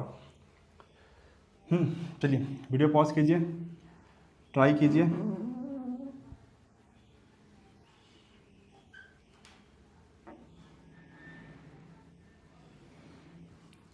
चलिए फ्रेंड वीडियो पॉज कीजिए, ट्राई कीजिए। तभी तक आपने वीडियो पॉज करके ट्राई कर लिया होगा। तो पहचानिए इन सब में से बल्कि ग्रुप कौन सा है, CH3 आपका बल्कि ग्रुप है, यहाँ पे भी CH3 बल्कि ग्रुप है। तो बल्कि ग्रुप कहाँ पे रहना चाहिए, एक्सियल या इक्वेटोरियल पे। यदि मोस्ट स्टेबल फॉर्म बनाना चाहते हैं तो बल्कि ग्रुप कहाँ पे रहना चाहिए, इक्वेटोरियल पे। तो ये है आपका एक्सियल और ये आपका एक्सियल, ये आपका एक्सियल और ये आपका इक्वेटोरियल। तो यहाँ पे CH3 तो इक्वेटोरियल पोजीशन पे है। यहाँ पे बताइए ये आपका एक्सियल, ये है एक्सियल और ये इक्वेटोरियल। तो CH3 कहाँ पे है, एक्सियल पे। और बल्कि ग्रुप कहाँ स्टेबल होता है, इक्वेटोरियल पे। तो ये जो एक ही स्टेबिलिटी होगा वो B से ज़्यादा हो जाएगा, क्योंकि इस केस में जो आपका बल्कि ग्रुप है वो इक्वेटोरियल पोजीशन पे है।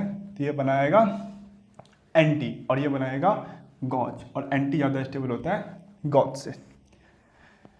ठीक है, ठीक है ना फ्रेंड। चलिए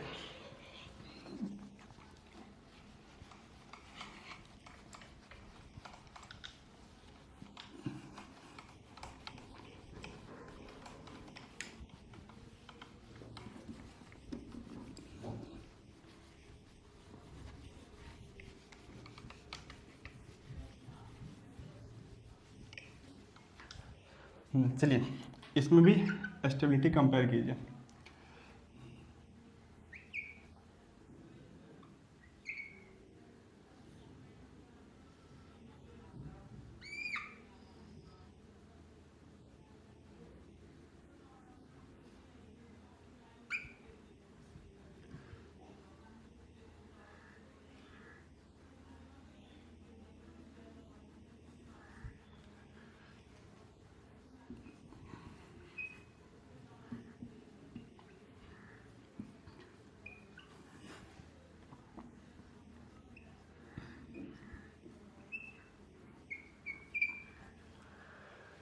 ये ए है और इसका जो कॉन्फॉर्मर्स है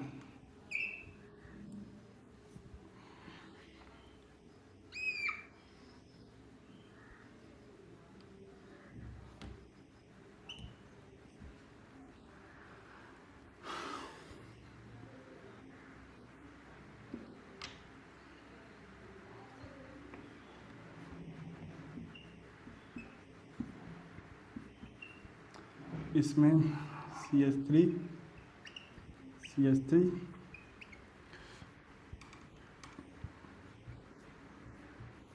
ये B है। चलिए बताइए कौन ज़्यादा स्टेबल है।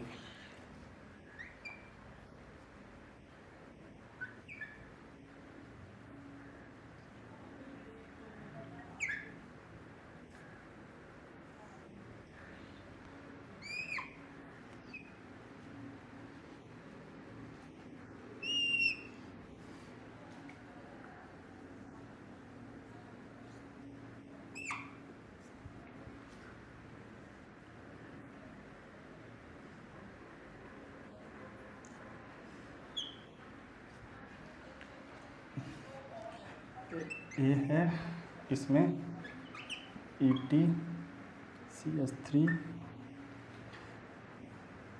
H और H एच एच एच।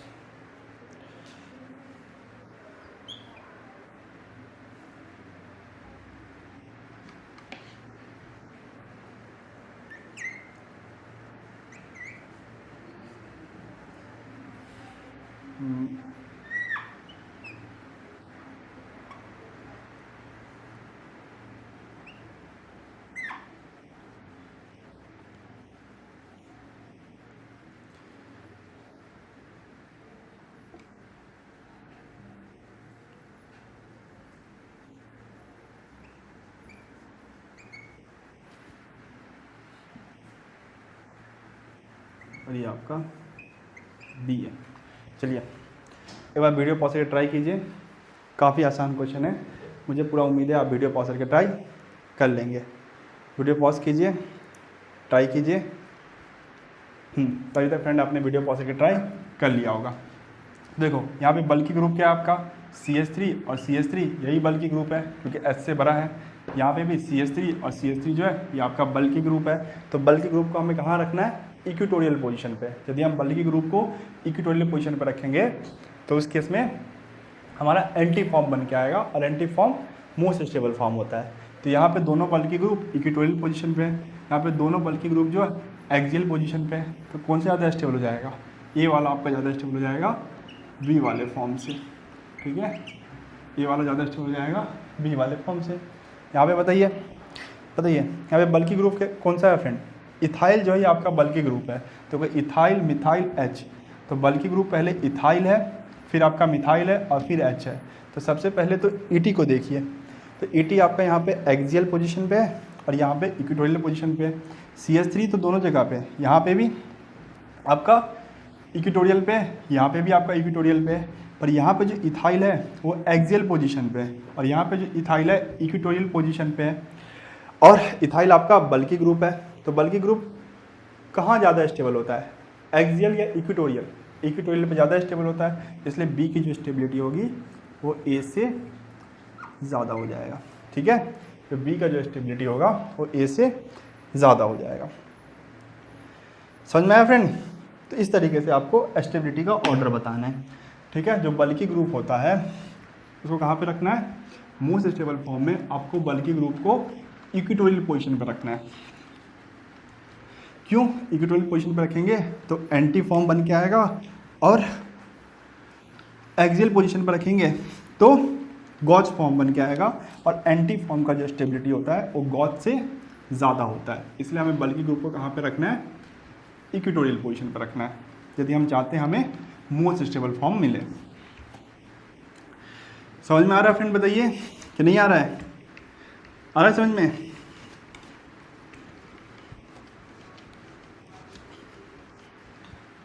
चलिए फ्रेंड, तो अभी हमने साइक्लोहेक्सेन का कन्फॉर्मर बनाना सीख लिया। अब हम साइक्लोहेक्सेन का चेयर फॉर्म बनाना सीखेंगे कि साइक्लोहेक्सेन का चेयर फॉर्म कैसे बनाते हैं। Chair form of cyclohexane, chair form of cyclohexane.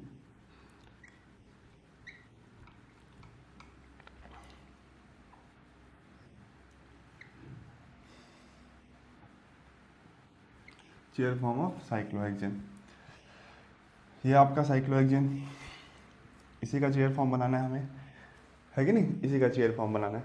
तो ये कैसे बनाते हैं, देखो इसमें दो पैरेलल लाइन है, तो आपको सबसे पहले दो पैरेलल लाइन बनाना है। सबसे पहले आपको दो पैरेलल लाइन बनाना है। इसमें दो पैरेलल लाइन है, इसलिए आपको सबसे पहले क्या करना है, दो पैरेलल लाइन बनाना है। अब इसमें देखो फ्रेंड 4 कार्बन है, ये राइट का कार्बन, ये लेफ्ट का कार्बन, ये राइट का कार्बन और ये लेफ्ट का कार्बन। तो आपको राइट के कार्बन को लेफ्ट के कार्बन से जोड़ना है, राइट के कार्बन को लेफ्ट के कार्बन से जोड़ना है। अब देखिए जोड़ते कैसे हैं। सबसे पहले आप क्या करेंगे, राइट कार्बन से एक बड़ा बॉन्ड बनाएंगे और लेफ्ट कार्बन से छोटा बॉन्ड, ऐसे जोड़ेंगे।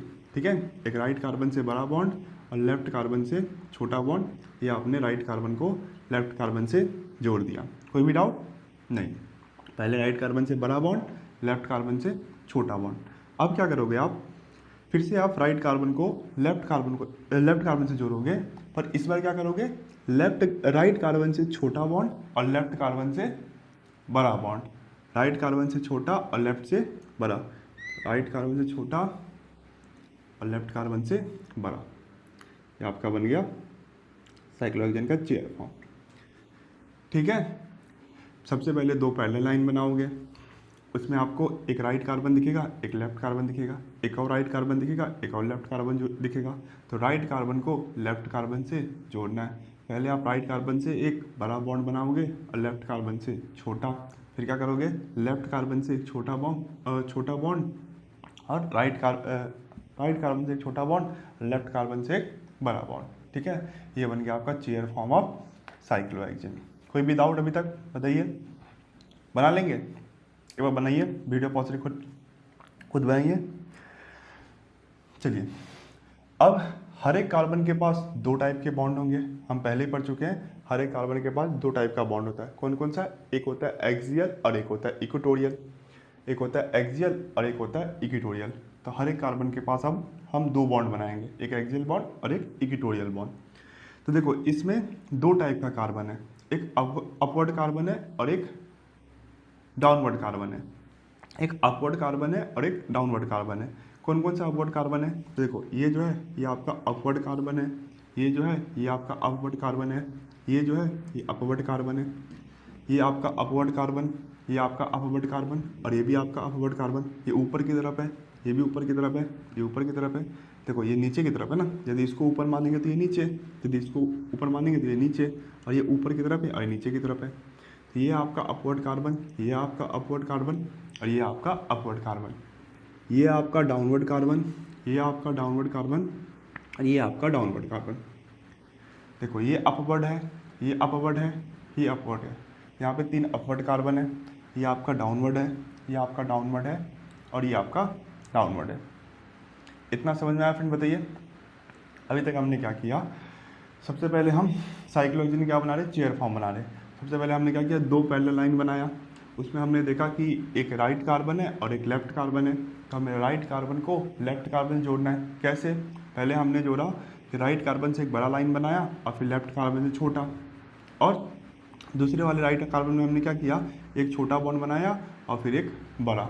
इस तरीके से हमारा चेयर फॉर्म, लेफ्ट कार्बन से बड़ा, इस तरीके से हमारा चेयर फॉर्म बन गया।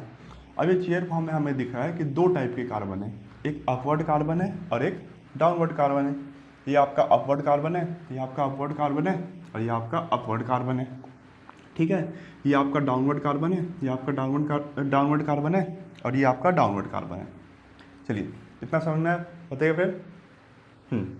अब देखो एक्सियल बॉन्ड कैसे बनाना है। तो एक्सियल बॉन्ड बनाने के लिए आपको क्या करना है? जो अपवर्ड कार्बन है उससे ऊपर की तरफ वर्टिकली अपवर्ड लाइन बनाना है, और जो डाउनवर्ड कार्बन है उसके लिए आपको वर्टिकली डाउनवर्ड लाइन बनाना है।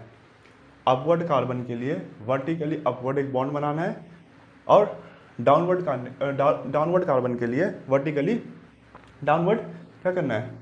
एक बॉन्ड बनाना है। जैसे ये आपका अपवर्ड कार्बन है, अपवर्ड कार्बन है, अपवर्ड कार्बन है, तो अपवर्ड कार्बन के लिए क्या करना है? आपको वर्टिकली अपवर्ड एक बॉन्ड बनाना है। ये आपका अपवर्ड कार्बन है तो वर्टिकली अपवर्ड एक बॉन्ड बना लो। ये आपका अपवर्ड कार्बन है तो वर्टिकली अपवर्ड एक बॉन्ड बना लो। समझ में आया? जो अपवर्ड कार्बन है उससे आपको क्या करना है? एक वर्टिकली एक अपवर्ड बॉन्ड बनाना है। ये आपका अपवर्ड कार्बन है तो वर्टिकली अपवर्ड बॉन्ड बना लिया। ये आपका अपवर्ड कार्बन तो वर्टिकली अपवर्ड एक बॉन्ड बना लिया। डाउनवर्ड कार्बन के लिए क्या करना है? वर्टिकली डाउनवर्ड बॉन्ड बनाना है। ये डाउनवर्ड कार्बन है तो वर्टिकली डाउनवर्ड, डाउनवर्ड कार्बन है तो वर्टिकली डाउनवर्ड, डाउनवर्ड कार्बन है तो वर्टिकली डाउनवर्ड। तो अपवर्ड कार्बन से ऊपर की तरफ आपको बॉन्ड बनाना है और डाउनवर्ड कार्बन से नीचे की तरफ बॉन्ड बनाना है, और वर्टिकली होना चाहिए। ठीक है ना, एकदम सीधा होना चाहिए। तो ये हो गया आपका एक्सियल बॉन्ड। कौन सा बॉन्ड? एक्सियल। ये हो गया आपका एक्सियल बॉन्ड, ये हो गया एक्सियल बॉन्ड, ये हो गया एक्सियल बॉन्ड, ये हो गया एक्सियल बॉन्ड और ये हो गया एक्सियल बॉन्ड। चलिए, एक्सियल बॉन्ड बनाना आया? कैसे बनाते हैं मैं धीरे धीरे एक्सप्लेन कर रहा हूँ। काफ़ी डरते हैं स्टूडेंट इस स्ट्रक्चर से, चेयर फॉर्म साइक्लोहेक्सेन से स्टूडेंट को मैंने काफ़ी डरते हुए देखा है, इसलिए मैं धीरे धीरे पढ़ा रहा हूँ। तो अभी तक हमने क्या पढ़ा फ्रेंड? देखो, साइक्लोहेक्सेन का यदि आप चेयर फॉर्म बनाना चाहते हैं, सबसे पहले हमें दो पैरेलल लाइन बनाना है। उसमें हमें राइट कार्बन लेफ्ट कार्बन दिखेगा, तो राइट कार्बन को लेफ्ट कार्बन से जोड़ना है।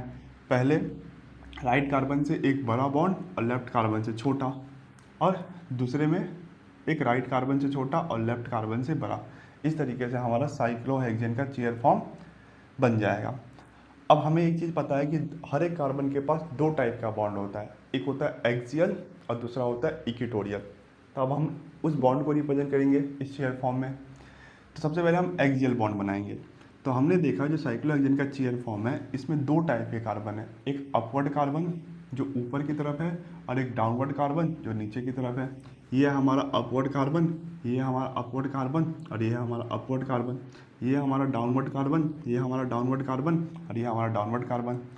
अपवर्ड कार्बन से हम ऊपर की तरफ वर्टिकली अपवर्ड क्या करेंगे, बॉन्ड बनाएंगे, और डाउनवर्ड कार्बन से वर्टिकली डाउनवर्ड क्या करेंगे, हम बॉन्ड बनाएंगे। वही हमारा हो जाएगा एक्सियल बॉन्ड। जैसे ये अपवर्ड कार्बन था, ये अपवर्ड कार्बन था, और ये अपवर्ड कार्बन था, तो वर्टिकली अपवर्ड हमने बॉन्ड बनाया। ये डाउनवर्ड कार्बन था, ये डाउनवर्ड कार्बन था, और ये डाउनवर्ड कार्बन था, तो वर्टिकली डाउनवर्ड बॉन्ड बनाया। तो ये हो गया आपका एक्सियल बॉन्ड। इक्वेटोरियल बॉन्ड कैसे बनाएंगे, तो इक्वेटोरियल बॉन्ड के लिए क्या करेंगे, हम स्लैंटेड लाइन बनाएंगे।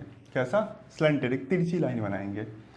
और यदि आपका एक्सियल बॉन्ड ऊपर की तरफ है तो स्लैंटेड लाइन नीचे की तरफ, जो तिरछी लाइन है जो इक्वेटोरियल बॉन्ड को रिप्रेजेंट करेगा वो नीचे की तरफ। यदि आपका एक्सियल बॉन्ड ऊपर की तरफ है तो स्लैंटेड लाइन नीचे की तरफ, और यदि आपका एक्सियल बॉन्ड नीचे की तरफ है तो स्लैंटेड लाइन ऊपर की तरफ। तो आपको क्या करना है, इक्वेटोरियल बॉन्ड के लिए एक तिरछी लाइन बनाना है, स्लैंटेड लाइन बनाना है। साथ में ये भी याद रखना है, यदि आपका एक्सियल बॉन्ड ऊपर है तो स्लैंटेड लाइन नीचे होना चाहिए, और यदि एक्सियल बॉन्ड नीचे है तो स्लैंटेड लाइन ऊपर होना चाहिए। जैसे ये एक्सियल बॉन्ड ऊपर है तो स्लैंटेड लाइन नीचे की तरफ बना दो, ये हो गया आपका इक्वेटोरियल। यहाँ पे एक्सियल बॉन्ड नीचे की तरफ दिख रहा है ना, एक्सियल बॉन्ड नीचे की तरफ दिख रहा है, तो स्लैंटेड लाइन ऊपर की तरफ बना दो, ये हो गया आपका इक्वेटोरियल। समझ में आ रहा है? यहाँ पे बताइए, एक्सियल बॉन्ड नीचे की तरफ है तो स्लैंटेड लाइन कहाँ पे होगा, ऊपर की तरफ होगा, तो ऊपर की तरफ एक तिरछी लाइन बना दो, ये हो गया आपका इक्वेटोरियल।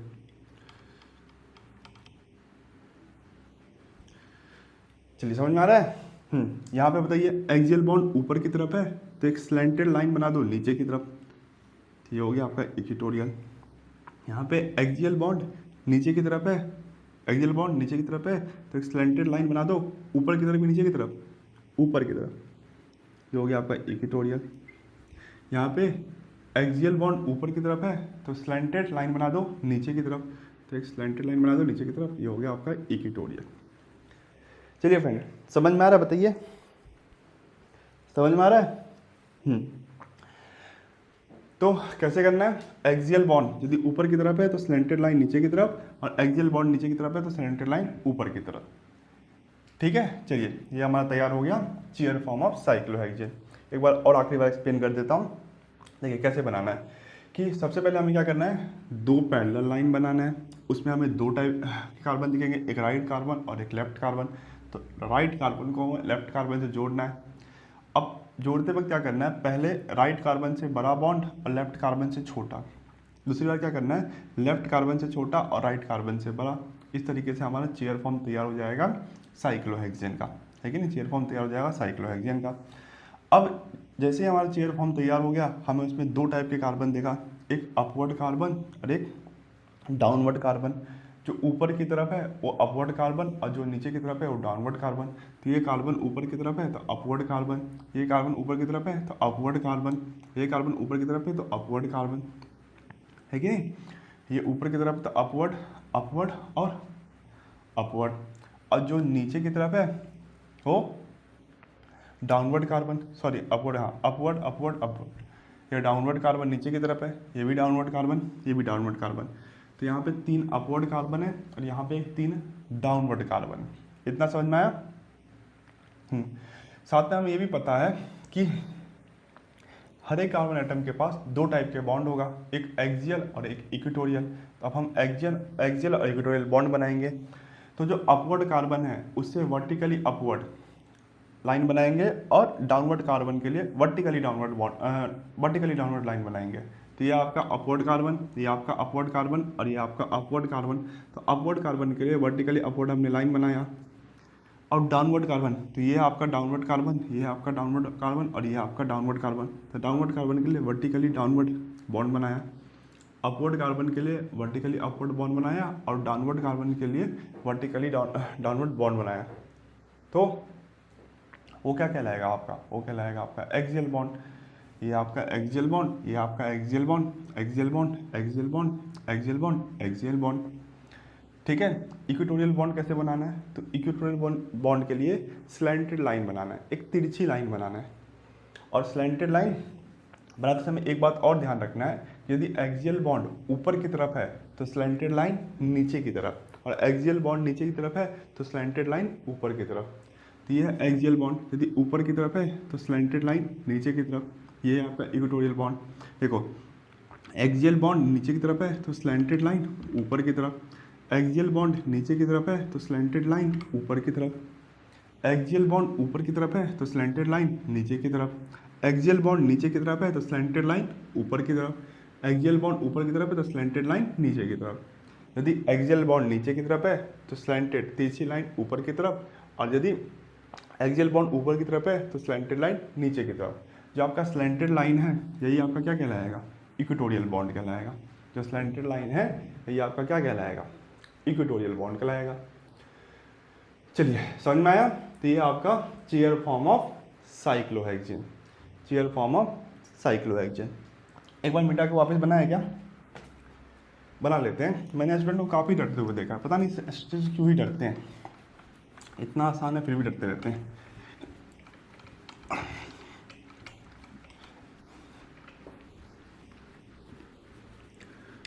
आप भी डर रहे हैं क्या, आप भी डर रहे हैं, नहीं ना। चलिए आपके डर को मिटाते हैं, एक बार स्ट्रक्चर और बनाते हैं।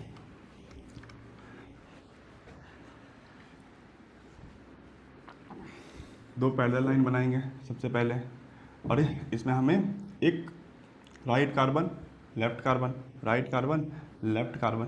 तो राइट कार्बन को लेफ्ट कार्बन जोड़ेंगे कैसे, पहले राइट कार्बन से बड़ा, लेफ्ट कार्बन से छोटा, फिर लेफ्ट कार्बन से बड़ा और राइट कार्बन से छोटा।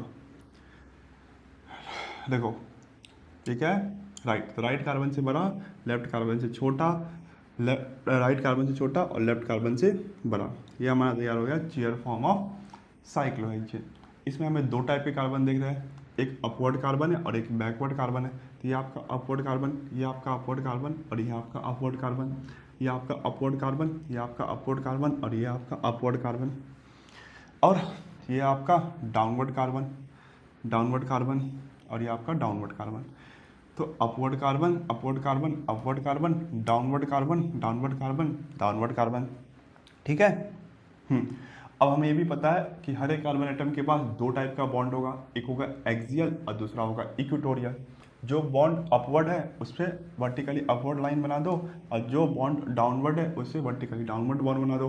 तो ये बॉन्ड कार्बन अपवर्ड है, अपवर्ड है, अपवर्ड है, तो वर्टिकली अपवर्ड बॉन्ड बना दो, वर्टिकली अपवर्ड बॉन्ड बना दो, वर्टिकली अपवर्ड बॉन्ड बना दो।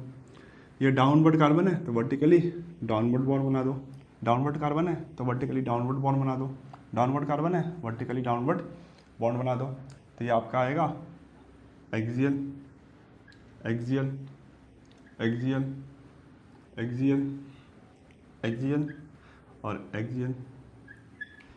ठीक है, एक्सियल बॉन्ड बनाना आ गया।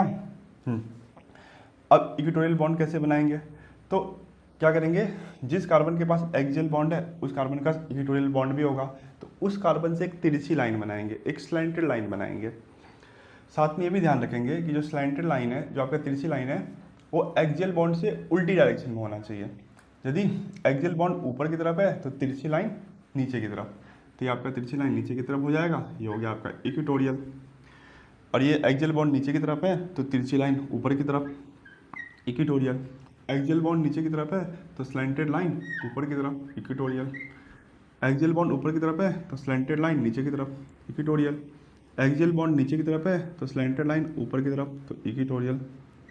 एक्सियल बॉन्ड ऊपर की तरफ है तो स्लैंटेड लाइन नीचे की तरफ, इक्वेटोरियल। ठीक है, ये हो गया हमारा इक्वेटोरियल बॉन्ड। हर एक कार्बन के पास आपको दो टाइप के बॉन्ड दिख रहे होंगे, एक एक्सियल होगा और दूसरा इक्वेटोरियल होगा। ठीक है, ठीक है ना फ्रेंड। चलिए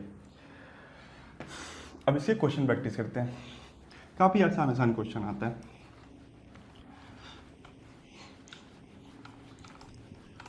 यदि आपको स्ट्रक्चर बनाने आ गया है तो इसके क्वेश्चन में आपको कोई भी दिक्कत नहीं होगा।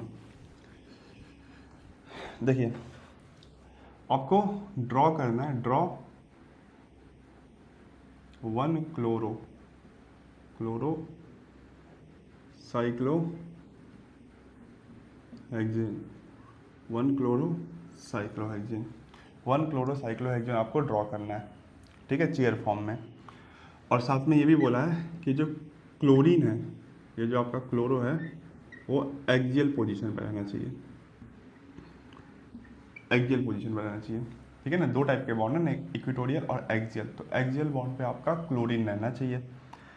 चलिए तो सबसे पहले हमें चेयर फॉर्म बनाना पड़ेगा। कैसे बनाएंगे? दो पैरेलल लाइन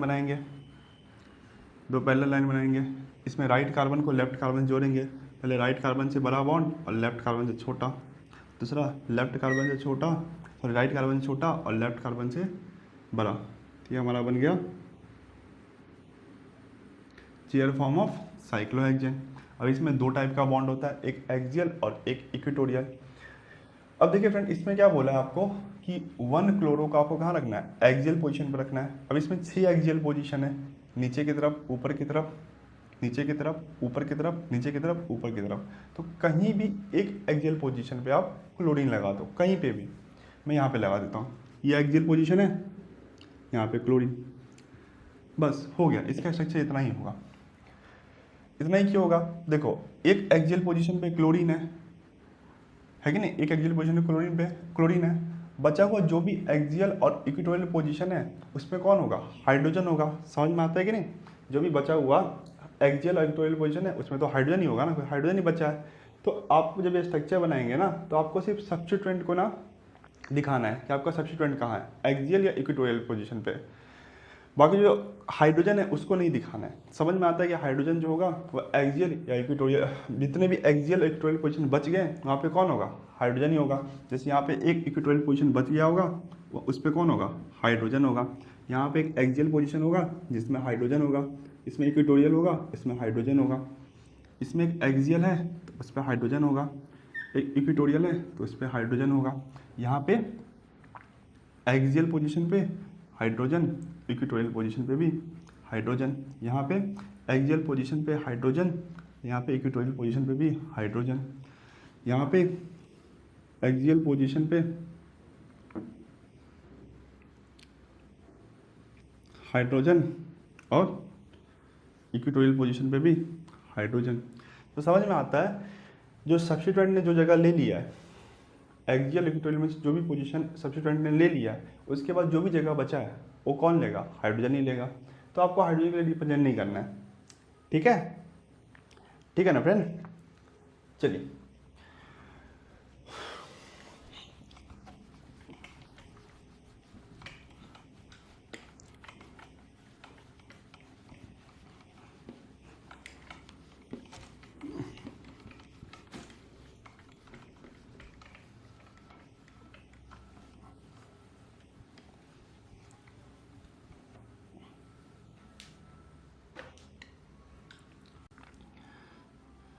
चलिए ड्रॉ 1 मिथाइल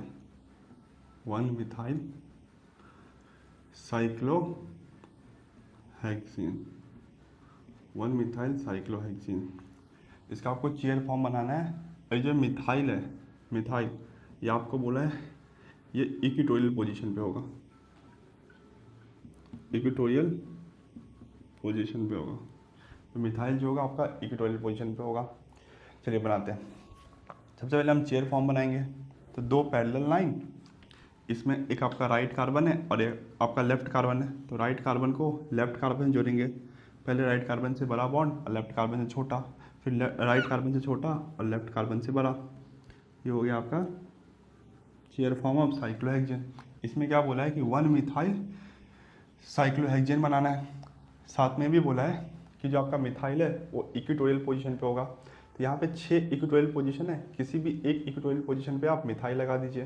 जैसे यहाँ पे इक्वेटोरियल पोजीशन, यहाँ पे ये वाला बॉन्ड जो होगा इक्वेटोरियल होगा, यहाँ पे ये वाला बॉन्ड इक्वेटोरियल होगा, यहाँ पे ये वाला बॉन्ड इक्वेटोरियल, यहाँ पे ये वाला बॉन्ड इक्वेटोरियल, ये वाला बॉन्ड इक्वेटोरियल, ये वाला बॉन्ड इक्वेटोरियल।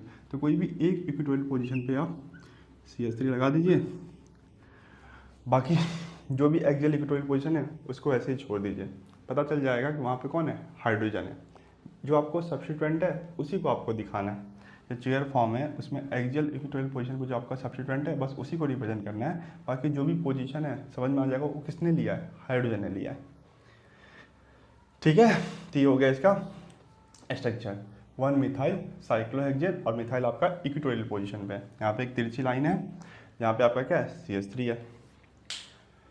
ठीक है, चलिए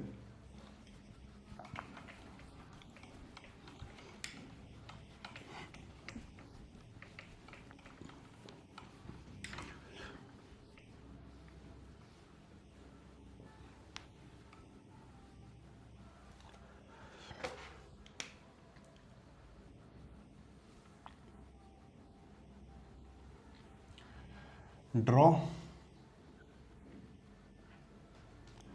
1 methyl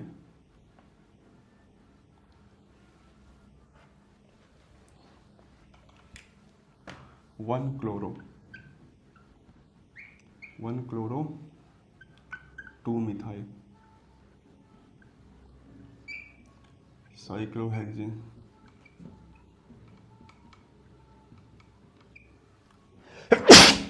sorry 1 chloro 2 methyl cyclohexane. यहाँ पे जो आपका मिथाइल है उसको रखना है आपको एक्सियल पोजीशन पे,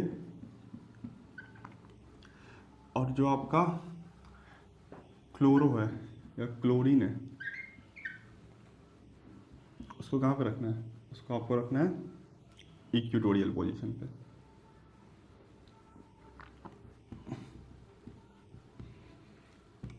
ठीक है, 1 क्लोरो 2 मिथाइल और 1 क्लोरो 2 मिथाइल और साइक्लोहेक्सेन।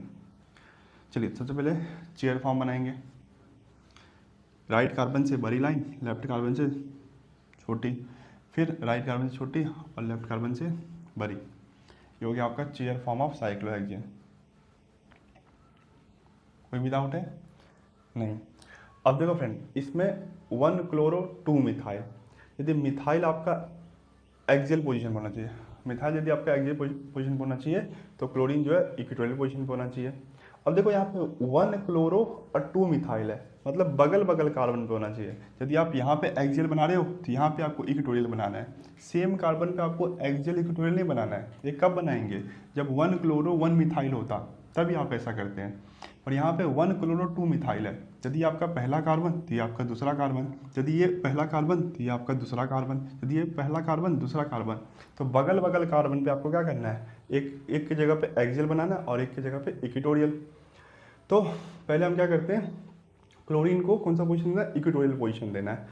तो यहाँ पे ये एक्सियल इक्वेटोरियल, तो क्लोरीन को इक्वेटोरियल पोजीशन पे लगाते हैं।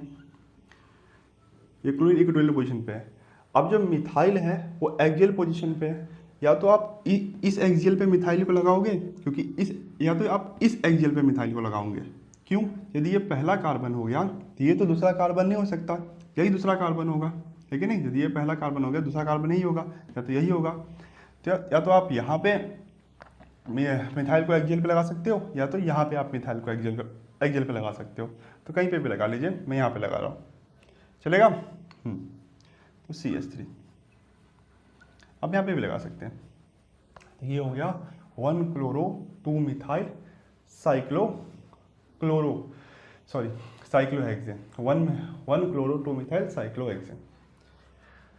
ठीक है, यहाँ पे CH3 जो मिथाइल है एक्सियल पोजीशन पे है, और ये जो क्लोरीन है वो इक्वेटोरियल पोजीशन पे है। ठीक है, कोई भी डाउट आपको नहीं है? चलिए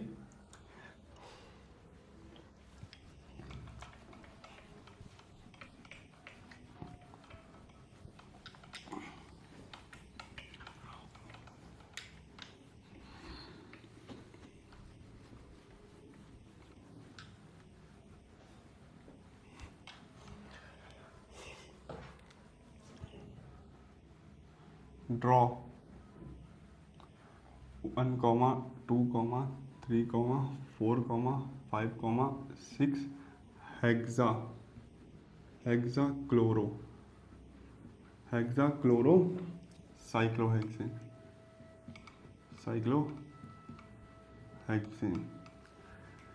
आपको 1, 2, 3, 4, 5, 6 हेक्साक्लोरो साइक्लोहेक्सेन का चेयर फॉर्म बनाना है। इसमें जो सारे के सारे क्लोरीन है, ये सारे के सारे जो आपका क्लोरीन है वो कौन सी पोजीशन लेंगे? एक्सियल पोजीशन लेंगे। चलिए बना के बताइए। एक और क्वेश्चन करना है। ड्रॉ 1, 2, 3, 4, 5, 6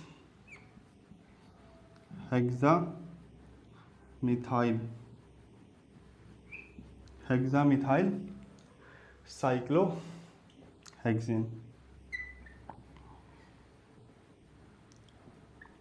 इसमें जितना भी मिथाइल है, आपका जितना भी मिथाइल है वो आपका इक्विटोरियल पोजीशन लेगा। जितना भी मिथाइल है ये आपका इक्विटोरियल पोजीशन लेगा। ठीक है, चलिए बना के बताइए। वीडियो पॉज कीजिए, एक बार ट्राई कीजिए। मुझे पूरा उम्मीद है आप खुद से ट्राई कर लेंगे। तो अभी तक आपने वीडियो पॉज करके ट्राई कर लिया होगा। सबसे पहले हम चेयर फॉर्म बनाएंगे। तो 2 पैरेलल लाइन, और ये आपका राइट कार्बन लेफ्ट कार्बन, तो राइट कार्बन को लेफ्ट कार्बन जोड़ेंगे। पहले बड़ा बॉन्ड, फिर छोटा बॉन्ड, फिर छोटा बॉन्ड, फिर आपका बड़ा बॉन्ड। तो हो गया चेयर फॉर्म। इसमें क्या बोला है? 1, 2, 3, 4, 5, 6 हेक्साक्लोरोसाइक्लोहेक्सेन। और सारा क्लोरीन जो है वो एक्सियल पोजीशन पे है। मतलब जितना भी एक्सियल पोजीशन है उसको कौन ऑक्यूपाई करके रखा है? क्लोरीन ऑक्यूपाई करके रखा है। सारा एक्सियल पोजीशन बना लेते हैं। ये आपका अपवर्ड कार्बन है, तो अपवर्ड कार्बन से वर्टिकली अपवर्ड। ये आपका अपवर्ड कार्बन है, वहाँ से वर्टिकली अपवर्ड। ये अपवर्ड कार्बन है, वर्टिकली अपवर्ड। डाउनवर्ड कार्बन है, वर्टिकली डाउनवर्ड। डाउनवर्ड कार्बन है, वर्टिकली डाउनवर्ड। डाउनवर्ड कार्बन है, वर्टिकली डाउनवर्ड। ये हो गया आपका एक्सियल बॉन्ड। और जितना भी एक्सियल बॉन्ड है उसको कौन ऑक्यूपाई करके रखा है? क्लोरीन। तो chlorine chlorine chlorine chlorine chlorine, यहाँ पे क्लोरीन। ये हो गया आपका हेक्साक्लोरोसाइक्लोहेक्सेन का चेयर फॉर्म। समझ में आया? यहाँ पे भी अब क्या करना है? हेक्सामिथाइल साइक्लोहेक्सेन बनाना है। और जितना भी इक्विटोरियल पोजीशन है उसको कौन ऑक्यूपाई करके रखा है? मिथाइल ऑक्यूपाई करके रखा है। सबसे पहले हम चेयर फॉर्म बनाएंगे। 2 पैरेलल लाइन, ये रहा आपका राइट कार्बन को लेफ्ट कार्बन जोड़ेंगे। राइट कार्बन से बड़ा, लेफ्ट कार्बन से छोटा। फिर आपका राइट कार्बन से छोटा और लेफ्ट कार्बन से बड़ा। ये आपका बन गया चेयर फॉर्म। ठीक है, चलिए जितना भी इक्विटोरियल पोजीशन है, यहाँ पे 6 कार्बन है तो 6 इक्विटोरियल पोजीशन होगा। तो जितना भी इक्विटोरियल पोजीशन है उसको कौन ऑक्यूपाई करके रखा है? मिथाइल ऑक्यूपाई करके रखा है। तो इक्विटोरियल बॉन्ड बनाते हैं। देखो ये एक्सियल बॉन्ड ऊपर की तरफ है, तो एक तिरछी लाइन नीचे की तरफ, वो होगा आपका इक्विटोरियल बॉन्ड। ये एक्सियल बॉन्ड नीचे की तरफ है, तो एक तिरछी लाइन ऊपर की तरफ, वो होगा आपका इक्विटोरियल बॉन्ड। एक्सियल बॉन्ड नीचे तो तिरछी लाइन ऊपर, है कि नहीं? और एक्सियल बॉन्ड ऊपर तो तिरछी लाइन नीचे। एक्सियल बॉन्ड नीचे की तरफ है तो एक तिरछी लाइन ऊपर की तरफ। यहाँ पे देखिए एक्सियल बॉन्ड ऊपर की तरफ है तो तिरछी लाइन नीचे की तरफ। एक्सियल बॉन्ड ऊपर की तरफ है तो तिरछी लाइन नीचे की तरफ।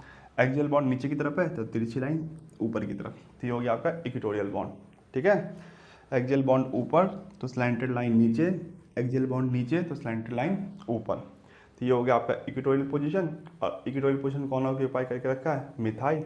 तो सारी पोजीशन पे आप CH3 लगा दीजिए। CH3 CH3 CH3 CH3 CH3 और यहाँ पे भी CH3।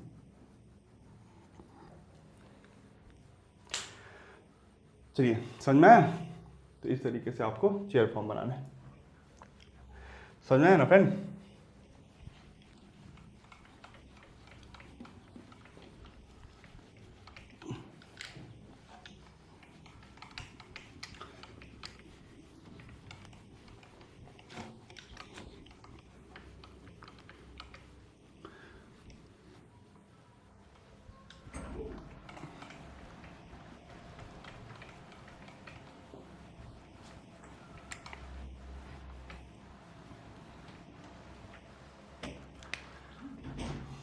चलिए ड्रॉ 1, 3, 5,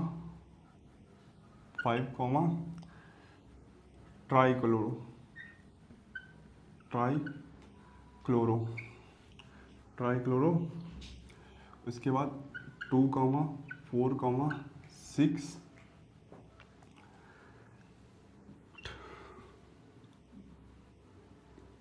2, 4, 6 ट्राई मिथाइल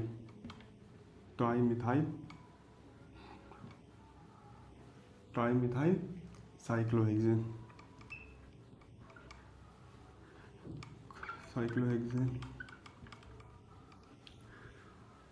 ठीक है। 1, 3, 5 ट्राईक्लोरो, 2, 4, 6 ट्राईमिथाइल साइक्लोहेक्सेन। इसमें आपको और क्या बोला है कि जो 2 मिथाइल है, जो आपका 2 मिथाइल है वो एक्सियल पोजीशन लेगा। एक मिथाइल जो है आपका,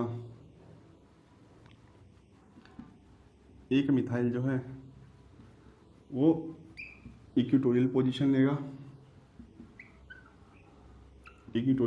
लेगा, और साथ में जो आपका 2 क्लोरीन है, 2 क्लोरो है, ये आपका इक्वेटोरियल पोजीशन लेगा, और एक क्लोरो जो है वो आपका एक्सियल पोजीशन लेगा।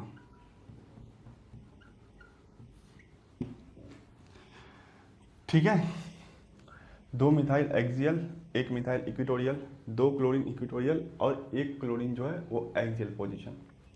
चलिए सबसे पहले हम चेयर फॉर्म बनाते हैं। तो 2 पैरेलल लाइन बनाएंगे, इसमें राइट कार्बन को लेफ्ट कार्बन जोड़ेंगे, राइट कार्बन से बड़ा, लेफ्ट कार्बन से छोटा। यहाँ पे फिर राइट कार्बन से छोटा और लेफ्ट कार्बन से बड़ा।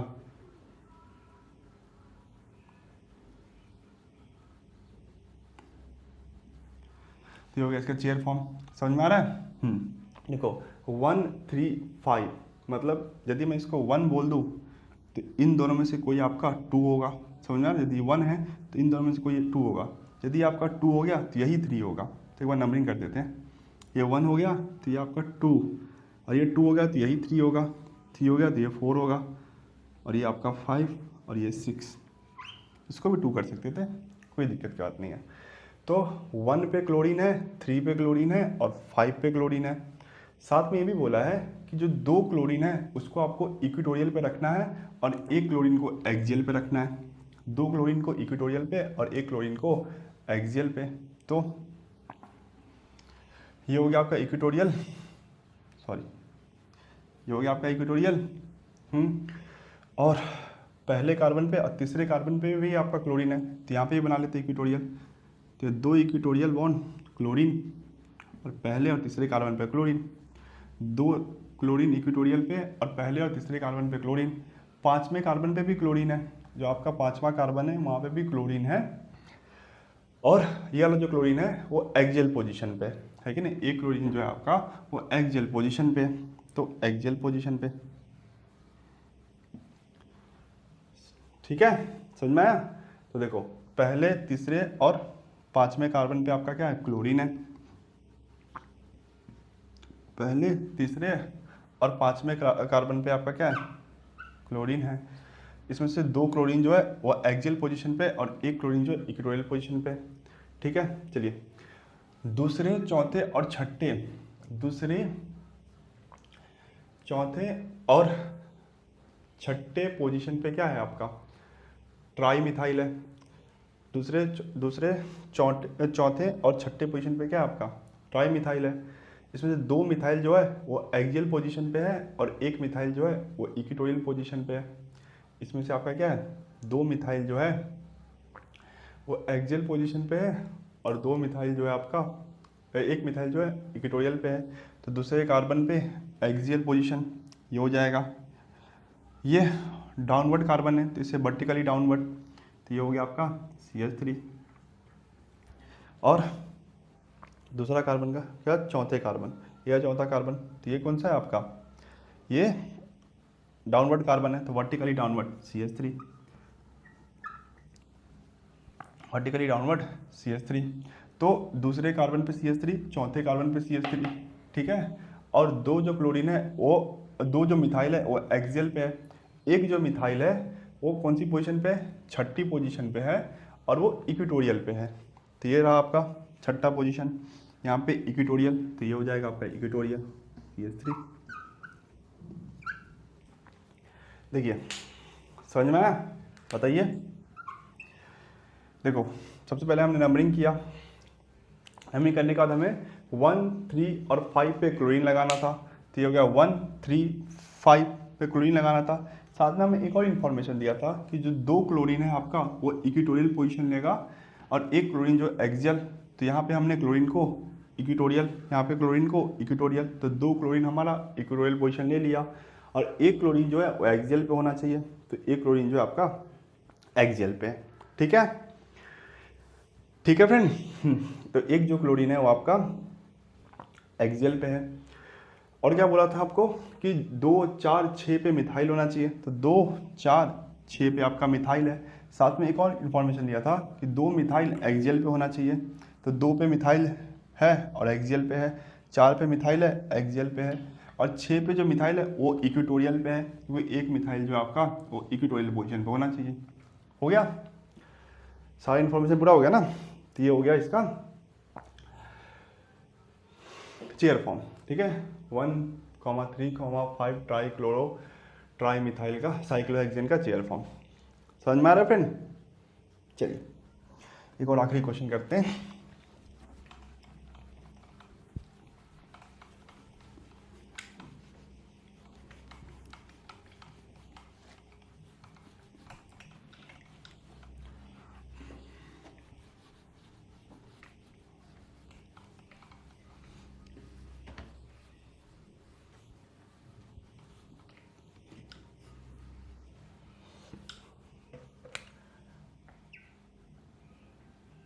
Draw 1, 2, 3, 4, 5, 6 try chloro try chloro 1, 2, 3, 4, 5, 6, sorry try नहीं, हेक्साक्लोरो, सॉरी हेक्साक्लोरो,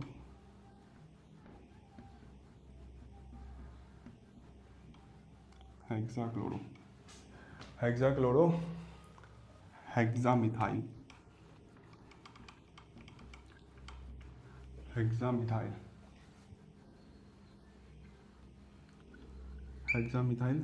साइक्लो हेक्सेन। तो 1, 2, 3, 4, 5, 6 हेक्साक्लोरो हेक्सामिथाइल साइक्लोहेक्सेन। साथ में एक और इन्फॉर्मेशन दिया है कि 3 क्लोरो जो है आपका वो रहना चाहिए एक्सियल पे, और 3 क्लोरो जो है वो रहना चाहिए आपका इक्वेटोरियल पे। और यहाँ पे बोला है कि 3 मिथाइल जो आपका रहना चाहिए इक्वेटोरियल पे,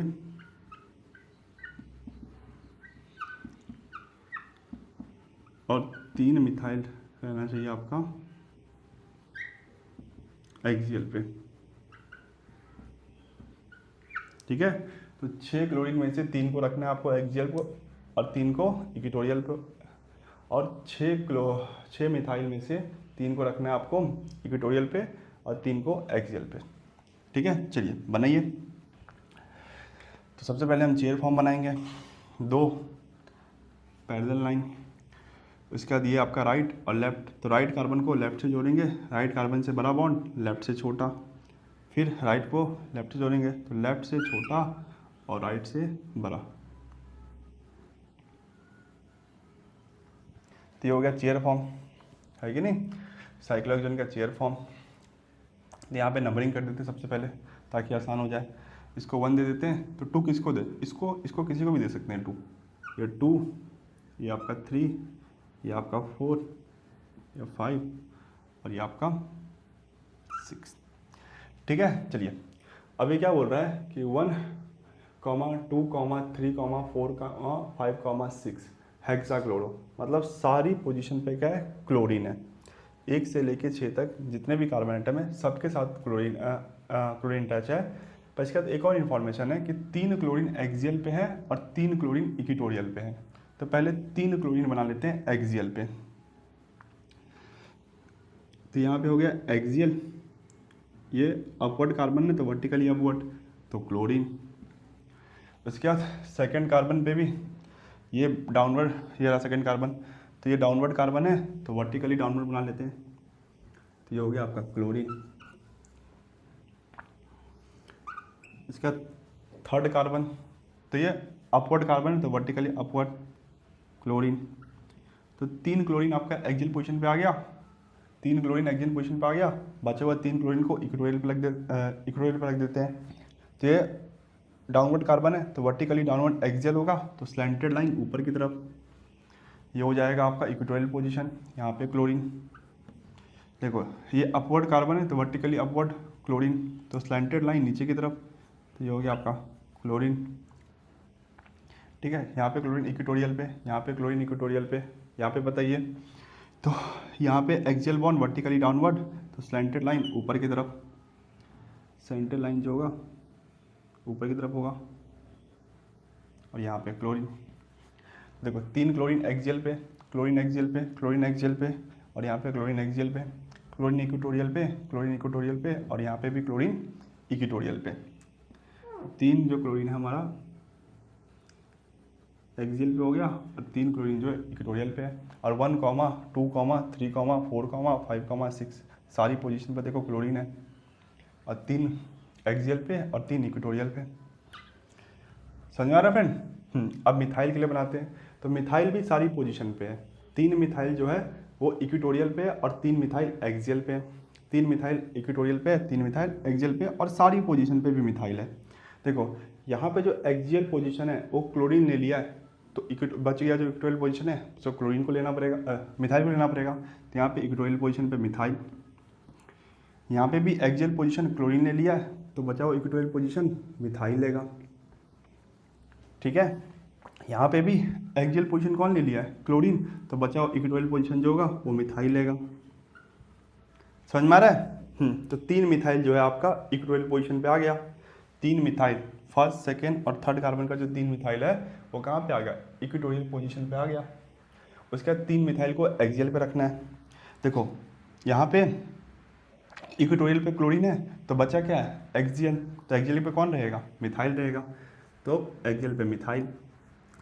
यहाँ पे इक्वेटोरियल पे कौन है, क्लोरीन, तो क्या बचा है, एक्सियल, तो एक्सियल पे क्या रहेगा, मिथाइल। यहाँ पे क्या है, इक्वेटोरियल पे कौन है, क्लोरीन, तो क्या बच गया, एक्सियल, तो एक्सियल पे कौन रहेगा, मिथाइल।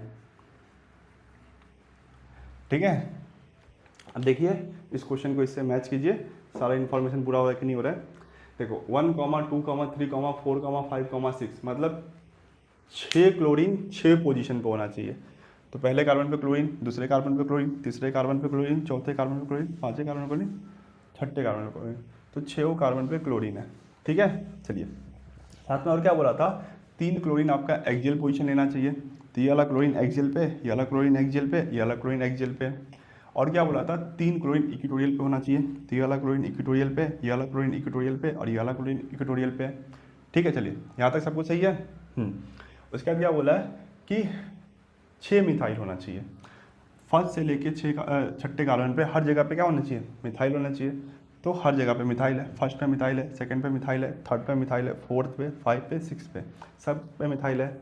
साथ में और बोला था कि जो 3 मिथाइल है वो इक्वेटोरियल पे रहना चाहिए, तो 1 मिथाइल इक्वेटोरियल पे, 2 मिथाइल इक्वेटोरियल पे, 3 मिथाइल इक्वेटोरियल पे।